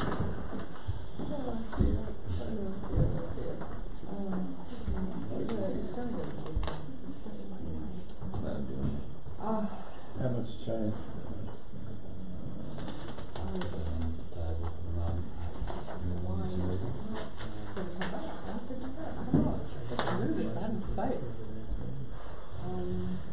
No, Mr. Mayor, perhaps if I, for the purposes of trying to resolve this, I'll put the motion as printed, but to change the time from 9:30 to 8:25. It'll be a new motion, and this is live democracy in action. It's not scripted. It's not theatre. Well, actually, it might be a bit of theatre, but not intended. Thanks, Councillor Patrice. Do I have a seconder for 8:25? Councillor Lesser, would you like to speak to the motion, Councillor Patrice? Well, I think we've got to come to some sort of resolution, and the only other one is to come up with something different. I'll leave that if this doesn't get up to somebody else to do. But I think we do need to resolve this issue. I would have been happy with 8:30, but 8:25 is almost the same. And I still have the same concerns, but I think that most people would finish dinner on a normal day by that time, and they can still stay at the pub and go inside. So I think that's a good compromise for the two remaining objectors, and also allows the pub to continue in operation, and in fact increases their business, because previously they've never been allowed to trade alcohol on that footpath in the existence of that Bridge Hotel. Okay, so, thank you, Councillor Patrice. Councillor Lesser.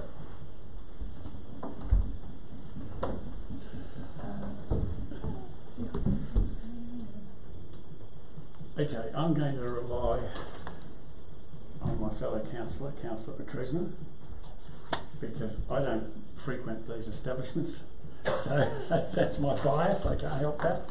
But so I'm going to have to rely on somebody who does, and that's why I've supported it.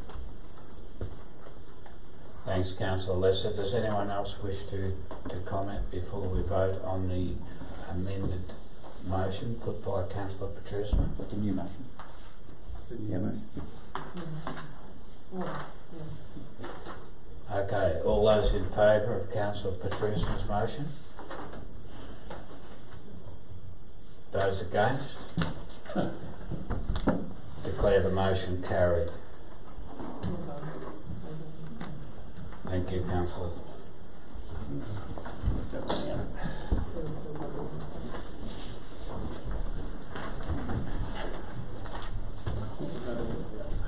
Who said it's all scripted? It is, absolutely. Councillors, that brings us to Echo 09. Modern capacity regional economic growth strategy. Can I have a motion, please, councillors? Oh, please. Councillor Henderson? Yes, yes. And I'm seconding the motion. She hasn't filed. Whatever. Councillor Lesser, you're seconding the motion? Yes, I am. Councillors, do I have any objections? Councillor Henderson, would you like to speak to the motion? This is so much in the realm of comfortable bureaucracy with no impact. No, that's a terrible thing to say. No, this actual document is a pretty important document. It's one of those documents that has the potential to influence decisions of state governments, federal governments, and certainly is something that we should all give thought to. It's a regional, modern Campaspe, which is a big area, the area that we're part of, the groupings of councils that we're part of. Don't ask me to rattle up all the names of the councils, I never remember them. But it does include City of Greater Bendigo, just the big daddy of them all. And it's a, come on, CEO, what's its lifetime? Come on, you've been involved in putting this together. No, he doesn't even know what I'm talking about. For 10 years, so it's pretty good. 10 years. It's got, so it's a strategy designed to assist in focusing action and advocacy efforts on the activities that will support our economy. So just in context, the Victorian population stands at about 6 million at the moment, of which 4 million, more than 4 million, reside in Melbourne. So let's just understand the priorities of any government looking at Victoria, whether you are the Victorian government or otherwise. Number one, top of the list by many orders of magnitude, is Melbourne.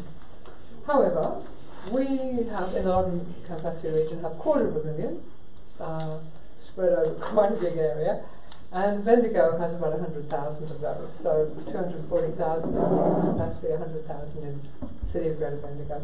So they're obviously the main focus of this document, but it does actually talk about a corridor, which is the rail corridor from Echuca all the way down to Macedon, or Rennes, and that's the end of our region.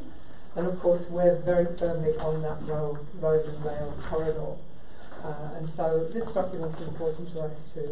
It's got 5 main areas of economic growth strategy, and they are, in quick rattling off, Bendigo, the regional capital. Now, if you don't live in Bendigo, you can get very kind of, what about us? Chip on your shoulder. But then when you think about it, are we lucky in this region to have a regional capital? You know, to think of Bendigo as an alternative to Melbourne. If you're living in somewhere like further down the line, like Clarkfield or somewhere, you're just a little Riddles Creek, Gisborne, it's Melbourne.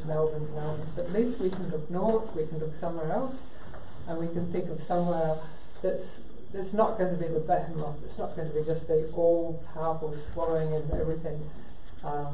It's an alternative growth centre. It's Bendigo. It's got a university, it's got a major hospital, it's got a lot of things going for it, hasn't it? So that's good, and obviously they want to grow that. That's one of the 5 areas, and the other 2, the 4, not being able to count at this stage in the evening.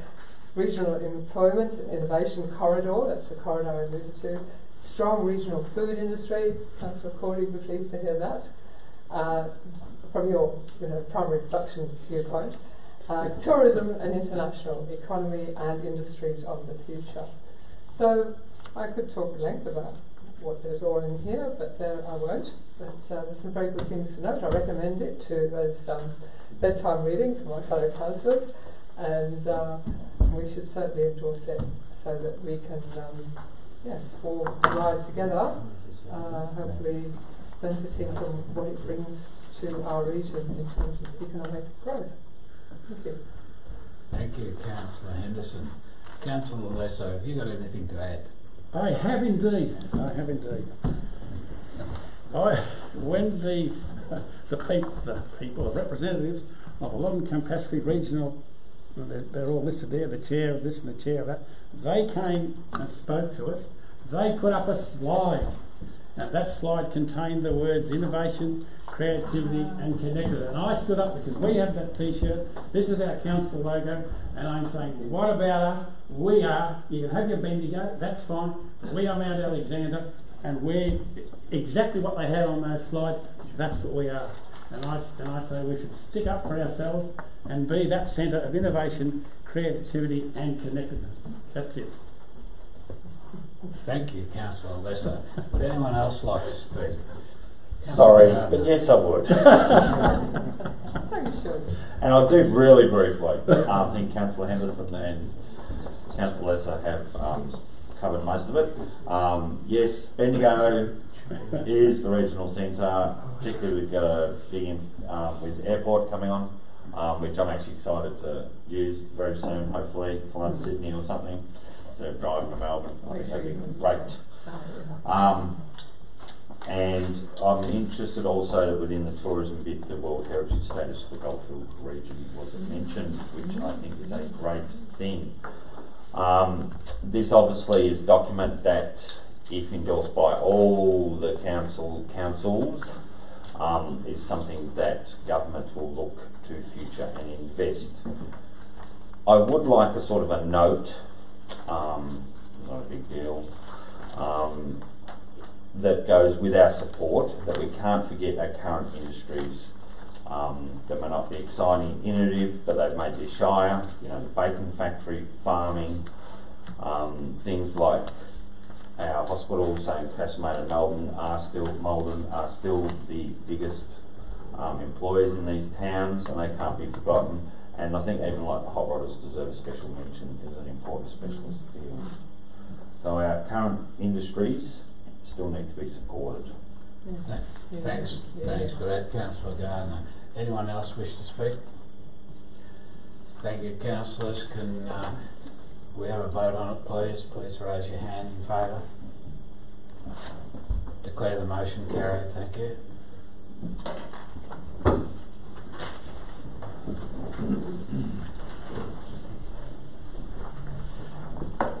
Echo 10.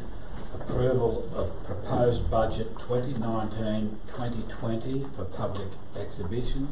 That's the Mount Alexander Shire Council budget. Councillors, do I have a motion? Mayor, I'll move the motion as per the recommendation. Move Councillor Petrusma. Do I have a seconder? Councillor Neiman. Thank you for that. Councillor Petrusma, would you like to talk to the budget, please? Any objection? No. Councillor Petrusma. It's part of the process for us to put the budget out formally for public comment and make copies available, and that's what this motion is about. I just want to note that there's a considerable amount of capital works and things like footpath renewals and road renewal projects form a fairly large part of the budget, and it's been a fairly difficult time in preparing the budget. Councillors have put a lot of work in, and staff have put an even greater amount of work in, and I just want to formally acknowledge our staff that have worked on this budget and helped and answered every question we had and put it together. And I'm happy to put it out for public comment and see where that leads us. Thank you, Councillor Petrusma. Councillor Neiman, would you like to talk about the budget? No? Other councillors? Councillor Gardner. Yes. Look, I did have a prepared script, but what? Script. I just want to reiterate Councillor Petrusa's comments. With councillors, look, we have met, and I do want to thank my fellow councillors, probably to listening to some of my people laugh at me sometimes. We make a bit of jokes about Malden crap in my ward, but hey, you know, that's what we've got to do. Look, there's a lot of toing and froing. It's been done professionally with goodwill and consensus, I think, overall, and it's been good. I have enjoyed it. I would also like to acknowledge the Mayor, though, in her preparedness to discuss and ensure our wards receive a fair share of the budget. And that has been a good debate and discussion. Yes, I do. The workload on staff can't be underestimated. Not that things don't go always smoothly, and we as councillors do ask for more stuff and extra things, and they bring it in and it gets done on time. And when we're pressed, and I think it's probably us councillors who have made it more difficult in terms of timing than staff. So the staff, I think, deserve a great acknowledgement. Overall, I do believe it's a good budget. It's got a surplus. We're maintaining expenditure and services.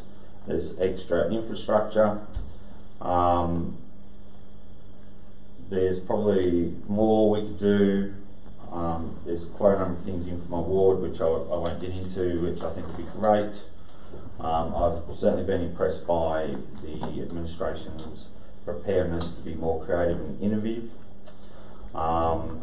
and there's some more things hopefully coming, and I do look forward to the feedback from the community. And you know what, I might even vote for it this year. Thanks, Councillor Gardner. Councillor Henderson, would you like to comment on the proposed budget? Thank you, Deputy Mayor. As I think mainly, I mean, that we have the budget, and of course we all look at the capital works area, and I must say when I looked through it, I thought, oh, wow, we've got more in here than I thought we'd actually get in there. That's pretty good. And I do want to confirm with Mr. Josipovic that my very treasured project of putting a crossing, you can disappear under the table at this point, Mr. Gardner, across the Loddon at Vaughan. For the 15 people. Oh, it's got up to 15, I think. Let's just leave the people alone and talk about the river and getting across it. And there is actually money there for sorting out some preliminary works prior to actually building a crossing. The necessary preliminary works. Yeah, so as councillors would know from previous information, there is some land issues there and land ownership issues that we need to resolve. So in the line item for bridge design, which I think is on page 34, it is, there is an allocation there for some legal advice to sort out the land ownership issues so we can get on with the building of that bridge. Thank you very much. Crossing. Crossing. The crossing. Not a bridge. No, not a bridge. No one wants a bridge anymore. Thank you. So, having sorted that important item out, I just want to thank the CEO for his leadership in this process. And I did hark on about, I've been on this council for a long time. When I first started, I think councillors were presented with what is called a fait accompli. Oh, well, here's a draft budget. Oh, you want to make changes? Oh, really? You don't know anything about budgeting? And there would be some kind of, well, councillors, what do you think? And there might be a bit of token gesture towards councillors, what they want, but really, and I can see Mr. Lehman there going, oh yeah, it was a bit like that. That what the officers had decided was really what went, and councillors, if they had any alternative ideas, they were, I think, to get massaged away quite easily. This year, the first people to be consulted in the organisation were the councillors. What do you want? Last year. And so we put forward our suggestions, our proposals, wise and maybe not so wise, and we discussed them, not in public, but among ourselves, and those that got majority support went into the budget. They were presented to the officers, they were assessed for viability, did they fit the council plan, were they affordable, were they reasonable? They came back to us with comments, and some were maybe set aside because they were like building a new crossing at the moment.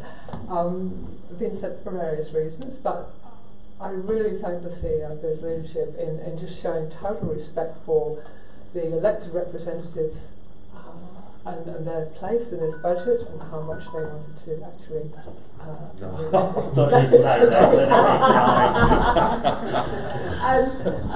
so I for one feel heard and respected, and I feel we've got an excellent budget as a result of that. Obviously we'd like twice as much money, and I know you can't wave too many magic wands, so thank you. Thank you, Councillor Henderson. Councillor Lesser. No, nothing to say. I'll say it after. Nothing to add? No, not at this point, Deputy Mayor. My turn's coming. Thank you, Councillor Lesser. Councillors, we have a motion. All those in favour? To declare the matter carried. Thank you, councillors. Just in terms of the budget, I'll just make a couple of comments myself. It's a very important process we're going through, going out to the community with regards to the draft budget, and we've got timelines that we have to meet, and the staff have done a fantastic job of working with us to produce a budget. It's a really good budget. It's got more capital works in it than we've probably ever done before, and it's got a lot of projects. I probably just mention in relation to projects that it takes quite a while to get projects through the planning and budget process, and you know, when you look at the projects, when you see the draft budget, it's really terrific the way our spend is spread across a whole range of things. There's a few projects coming to fruition. I think the demonstration of council's achievement in project delivery has been our in the past has been our junior sports facility at Wesley Hill, like the new netball courts and change rooms and the lights for the football and bike track, and having that whole complex. I think that's a fantastic achievement, and what I see with this budget is it's building towards other initiatives and picking up other projects and continuing to deliver high quality services. So look, for the broader community, I'd commend the budget to you, but certainly we will be taking submissions on the budget, and we'll look at those very carefully before the final adoption of the budget. So thank you again to all of the staff involved in putting the budget together. Thank you.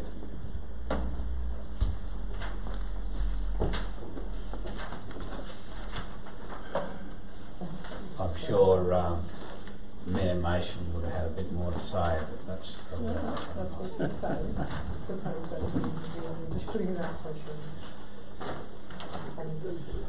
okay, we'll move on to Echo 11, awarding of contract for Victory Park play space construction. Councillors, do I have a motion? Yes, you do. I move that the recommendation that Council has written there to award the contract for the play space be done, and commit to the ongoing maintenance funding from the play space maintenance budget. So I'm giving a recommendation that we build the thing. Thank you, Councillor Lesser. Do we have a seconder? I was going to second the motion, Mayor. Councillor Petrusma. Councillor Lesser, would you like to speak to the motion? Any objection? Councillor Neiman? Thank you. Councillor Lesser, would you like to speak to the motion? Yes, Deputy Mayor, I would. We had a discussion on the budget before. Now I'm the one that's spending the current budget. This is a great piece of initiative, and yes, I go past there every weekend and I can see how the space is being used. When we have events like this Australia Day events and other events at Victory Park, that play space is chockers, and it's right in the centre of town, and as it says in our executive summary, that it's a very important and it's significant, and the Victory Park is high profile, and therefore it's a status part for our Shire as well, so that the money that we're spending on there is well worth it. It's our flagship, it's what people see, they have their meals there, the kids play. I reckon it's a really great initiative. Now I know that there was a problem with the amount of money that was allocated, and we, rather than cut back and say, well, you know, this is what our place is like, you know, we're trying to save a few dollars, we got some money out of the additional amount of money out of the council's open space reserve to make this facility first class. And I know that the amount of usage of the current playground gets, this will even get more. So I'm recommending this initiative, and I'm looking forward to having a go there myself. Thank you, Councillor Lesser. Councillor Neiman. Councillor Petrusma. Hang on a minute, Councillor Neiman. Councillor Petrusma is going to speak for the motion. Sorry, I'll just quick speak as the seconder of the motion. I must say I do have some concerns in relation to the costs, and that's probably going to be an ongoing issue for not only our council but every council in Victoria going into the future. Costs have climbed rapidly An enormous amount of work has gone into this project, a lot of public consultation, a really wonderful design's been put forward, and I agree with it. I'm at that park regularly, and it is a highly used space, especially when there's a public event on. The kids just keep themselves busy in the playgrounds and have a ball while events go on around them. It's a wonderful project, and it was originally costed, unfortunately, presently tendering, with the amount of work that people have to do to put in a tender, which is not a council thing but probably a state thing, with risk management plans and a whole list of requirements that they have before they even put the tender in, with no guarantee of success, and the cost of materials and labour for projects such as this seem to have climbed well above CPI. And so I guess our staff were in could have gone several ways. One was to cut the project back to something less than what was wanted by the public, and I don't see that as a viable option. The idea is, if instead of spending that money now, you could maybe save 150,000 and add to it later. The problem with that is when you go to add to it later, it's not going to be 150,000, it's going to be another 400 or 500. So it's actually going to end up costing you far more to get what you originally wanted. As much as it pains me, I think we're better to bite the bullet. We've got the money in the fund to get the job done. We've promised the public we would, and therefore I support the motion as it is, although I do express some concerns about the ongoing costs, and that's possibly something that as a council we need to take up with the NAB and state government for future projects. Otherwise we're not going to be able to fund too many more playgrounds that are needed. Thanks, Councillor Petrusa. Councillor Neiman. My concern is we're about to spend more than $500,000 on a kids' playground. The kids find their own fun. My concern is, are we building something outside of our size? And I don't know how we answer that question, but I just get the feeling that we put so much effort into it that we're throwing good money after bad.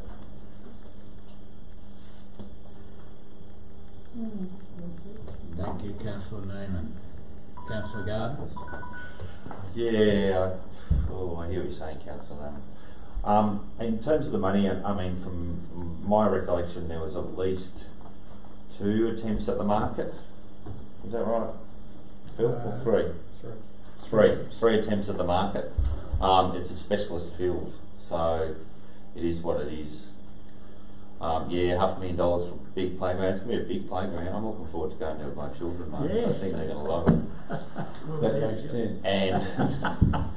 And hopefully it sets the benchmarks, and maybe we could see one in Newstead and Malden soon, maybe a little bit smaller. But you know, get the one at Newstead right. Thank you, Councillor Gardner. Councillor Henderson. Oh, always lucky last year, yes. I mean, you know, in many ways we're being done over the coals. I mean, it's a ridiculous price. And we were ready to accept the officer's kind of rather sad recommendation that we get a reduced outcome for them, you know, cut our costs to, you know, anyway. But it was Councillor Lesser who just rose up and said, no. We've gone up to the public with this design, this is what we said we'd do, this is what they said they wanted, let's do it. And luckily we've got a slush fund called our Open Space Reserve, so it's a body, sorry, I shouldn't call it slush fund. We're not allowed to spend it on roads, we're not allowed to spend it on a lot of things, but we can spend it on playgrounds. Isn't that beautiful? So we're going to, and it's there, and every time someone does a subdivision, they have to put some money into that little reserve, and there it keeps building, and so we can actually afford it. And it's, yeah, I think it's a worthy overspend in this case. I just looked at the Taradale play space. Now, Taradale is not a place that has major events all the time. It has one a year. It does have quite a few private events there because of this beautiful park, Mineral Springs Park. But I tell you what, it's very rare I go past that play space and don't see at least 2 or 3 families there, parents sitting on their phones while the children are swinging from that and climbing over that, and it is very well used, and that's in Little Taradale. So Victory Park is the centre of the Castlemaine universe. It's a fabulous place, and it deserves the best playground, and I think we're going to give it to it. So yeah, I support the motion. Thanks, Councillor Henderson. Okay, councillors, could we have a vote, please? All those in favour? Against? Motion carried. Division.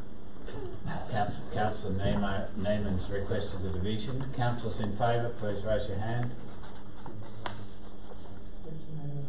Councillors against? Councillors against?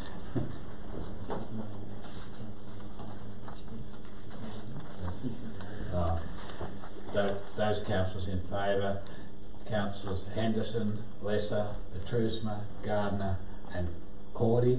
Councillors against, Councillor Neiman. Thank you, councillors.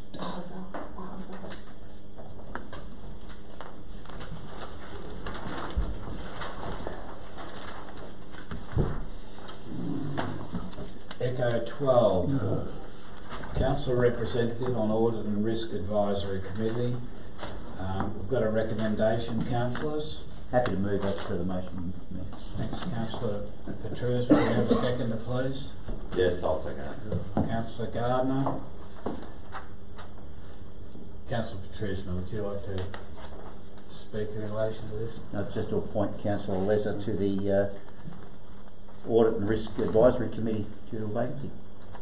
Thank you, Councillor Petrusma. Gardner. I'd just like to wish the Risk and Audit Committee good luck. That's about right. Councillors, does anyone else wish to speak? I think Councillor Gardner said it all. But no, look, in all respect to my fellow councillor, I think you do a good job. There's more underneath that hat than you might think. Councillors, all those in favour? Against? Motion carried. Thank you. Thank you. I wish you well with that, Max. Thank you.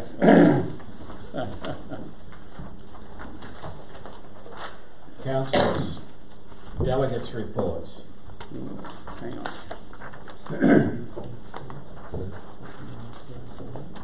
Yeah, councillors, anyone wish to report? Councillor Lesser. Yes, I do. Deputy Mayor.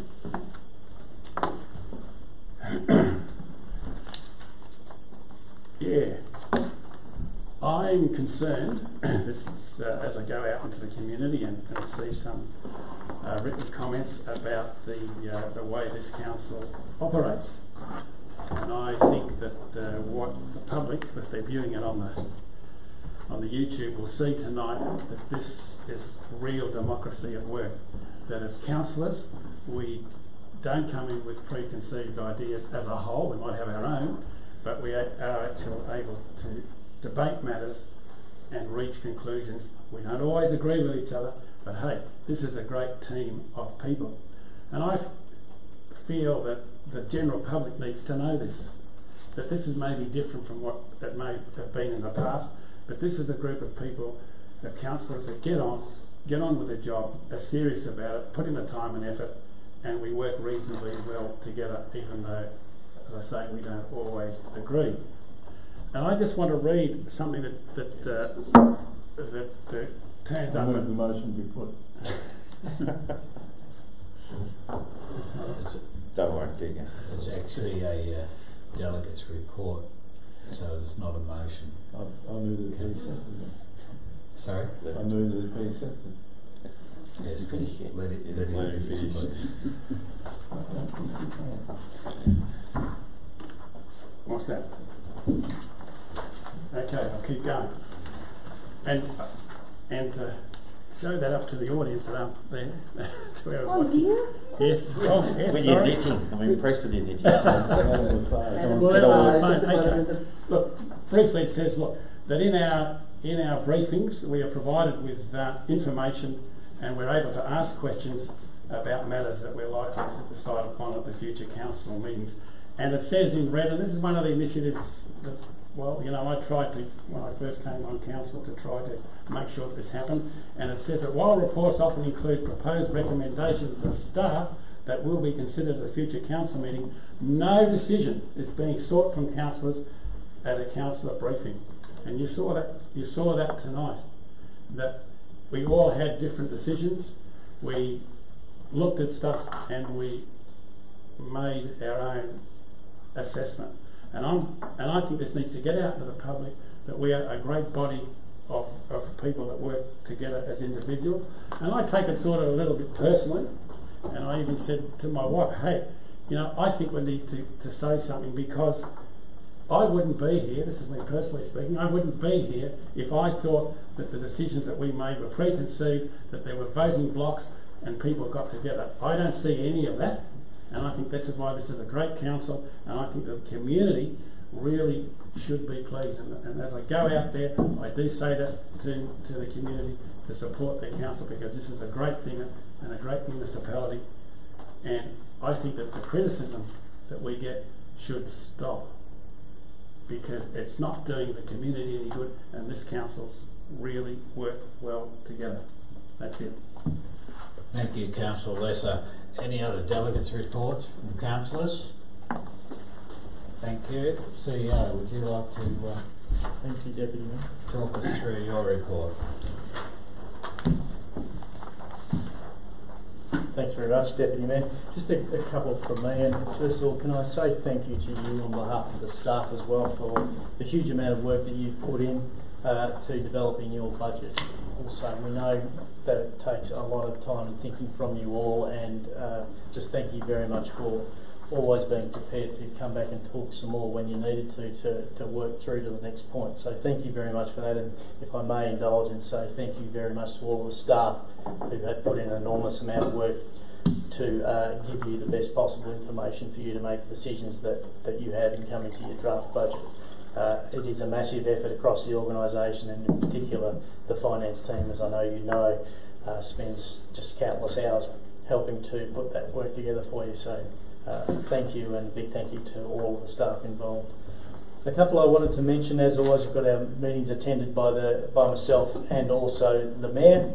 And as you can see, she's not been around for a little while, but still managed to go to so many things. She's probably watching tonight. Hello, Mayor. Such is her work rate, which is immense. A couple that I wanted to mention, both the Mayor and I attended, and some other councillors as well, attended the Section 86 Committee Education session a little while ago, and that was really talking to all of the committees about some of the challenges that they've got, some of the requirements that we have on them and why we have those requirements, but also very much getting an understanding about the challenges that they've got. And as you all appreciate, that challenge of maintaining a volunteer base is very much alive with our Section 86 committees, as it is in many volunteer groups across the Shire, but they seem to still manage to get it done. The other big one that we heard about related to the price of water and the access to water, particularly for recreation reserves, but also public buildings, and you've responded to that tonight, I know, with your initiative in the budget, which is going to look at a couple of test cases, subject to being finally approved in your final budget, some test cases across the Shire on how can we do things differently in recreation reserves and potentially buildings as well. So I'm sure that the Section 86 committees will be very pleased should that proceed. The other one I wanted to mention, I could talk about a lot of these actually, but I had the great pleasure of making the opening speech at the Youth Awards Festival. That is just something that everybody should go to just feel better about the world. I think we had some extraordinary young people there acknowledged for what they've done in our community. And it was just fantastic to listen to them, and also to see, there was, I shouldn't pick any out, but to see someone who's in grade 6 stand up on stage and talk for 5 or 10 minutes without a note about something they're absolutely passionate about and makes so much sense was just fantastic to see. So that was one of those ones where you just don't need to be paid to go along to things like that. It's just the pure pleasure of it that you go for. And I'll leave it at that unless there's any questions, Deputy Mayor. Yeah, I want some. Thank you, CEO. Questions? Yes, Councillor Gardner. Would you be able to talk briefly to the updates on the Victorian Goldfields Railway? I know it's something particularly interested in, and where it's up to and how it's going. Sure, thanks Councillor Gardner. So the Victorian Goldfields Railway, of course, has been incredibly successful in their lobbying efforts to get funding from both the state government and the federal government, to the tune collectively about $1.5 million, to progress their plans for a number of things. One, first and foremost, to make sure that the railway line that they operate between Castlemaine and Maldon is up to the standard that needs to be to ensure their long-term viability, so it's safe and operates well and they can run the trains the way they want to run them. A second big part of that money is going to go towards the relocation of their services from Maldon to Castlemaine. So at the moment, as I'm sure many of you know, the service starts in Maldon, drives with an empty train to Castlemaine, then picks up patrons, goes back to Maldon, spends some hours in Maldon while people enjoy Maldon, and then it comes back to Castlemaine again, and then it goes back empty to Maldon again. So it's costing them a lot of money to run that operation. So this operation, while not having any negative impact on Maldon in the sense that it will still be delivering lots of visitors to Maldon, and potentially for even longer parts of the day, will mean that they cut down their operating costs substantially, which improves their long-term viability substantially. So very smart business, and also opens up other opportunities in Maldon for those facilities that are currently occupied by the railway line. So they've done an incredibly good job of attracting funds. They're now putting together their delivery plan for that work. We don't have a timeline on exactly when that is, but it's sooner rather than later for the different elements of that project. Pretty exciting stuff. Thank you. Thanks for that, Darren. Councillors, just a couple of things I'd like to mention in this under delegates' reports. I attended the Mount Alexander Vintage Engine Club's display over the weekend at Muckleford, and I just commend that organisation to you. And part of that is the proximity of the Engine Club's new site, which they're developing. It's adjacent to the Goldfields Rail, and to see the steam train coming through there, it's just fabulous. And you know, I'm sure that group is going to build a wonderful facility at Muckleford. But you know, how fortunate we are to have the train, and to have these enthusiasts of machinery and vintage tractors and the like, preserving our history and having working displays. It was just a fantastic event, and certainly you know, there's a couple of events each year there now at that site, but I think it's just going to go from strength to strength. So I'd like to congratulate the organising committee. The other thing I'd like to comment is that we've had the state festival here in the past month, and I got along to a few things, and I'm sure most of you did, but it was a fantastic event and very well run, and I'd like to also congratulate the organisers and the staff involved in the state festival, which really puts Castlemaine on the global stage. So well done to all concerned. In terms of notice of motion, I don't believe we have any. Urgent special business, we don't have any that I'm aware of. Well, I was just thinking we should give Councillor Neiman a round of applause for being here tonight. Congratulations, Neiman.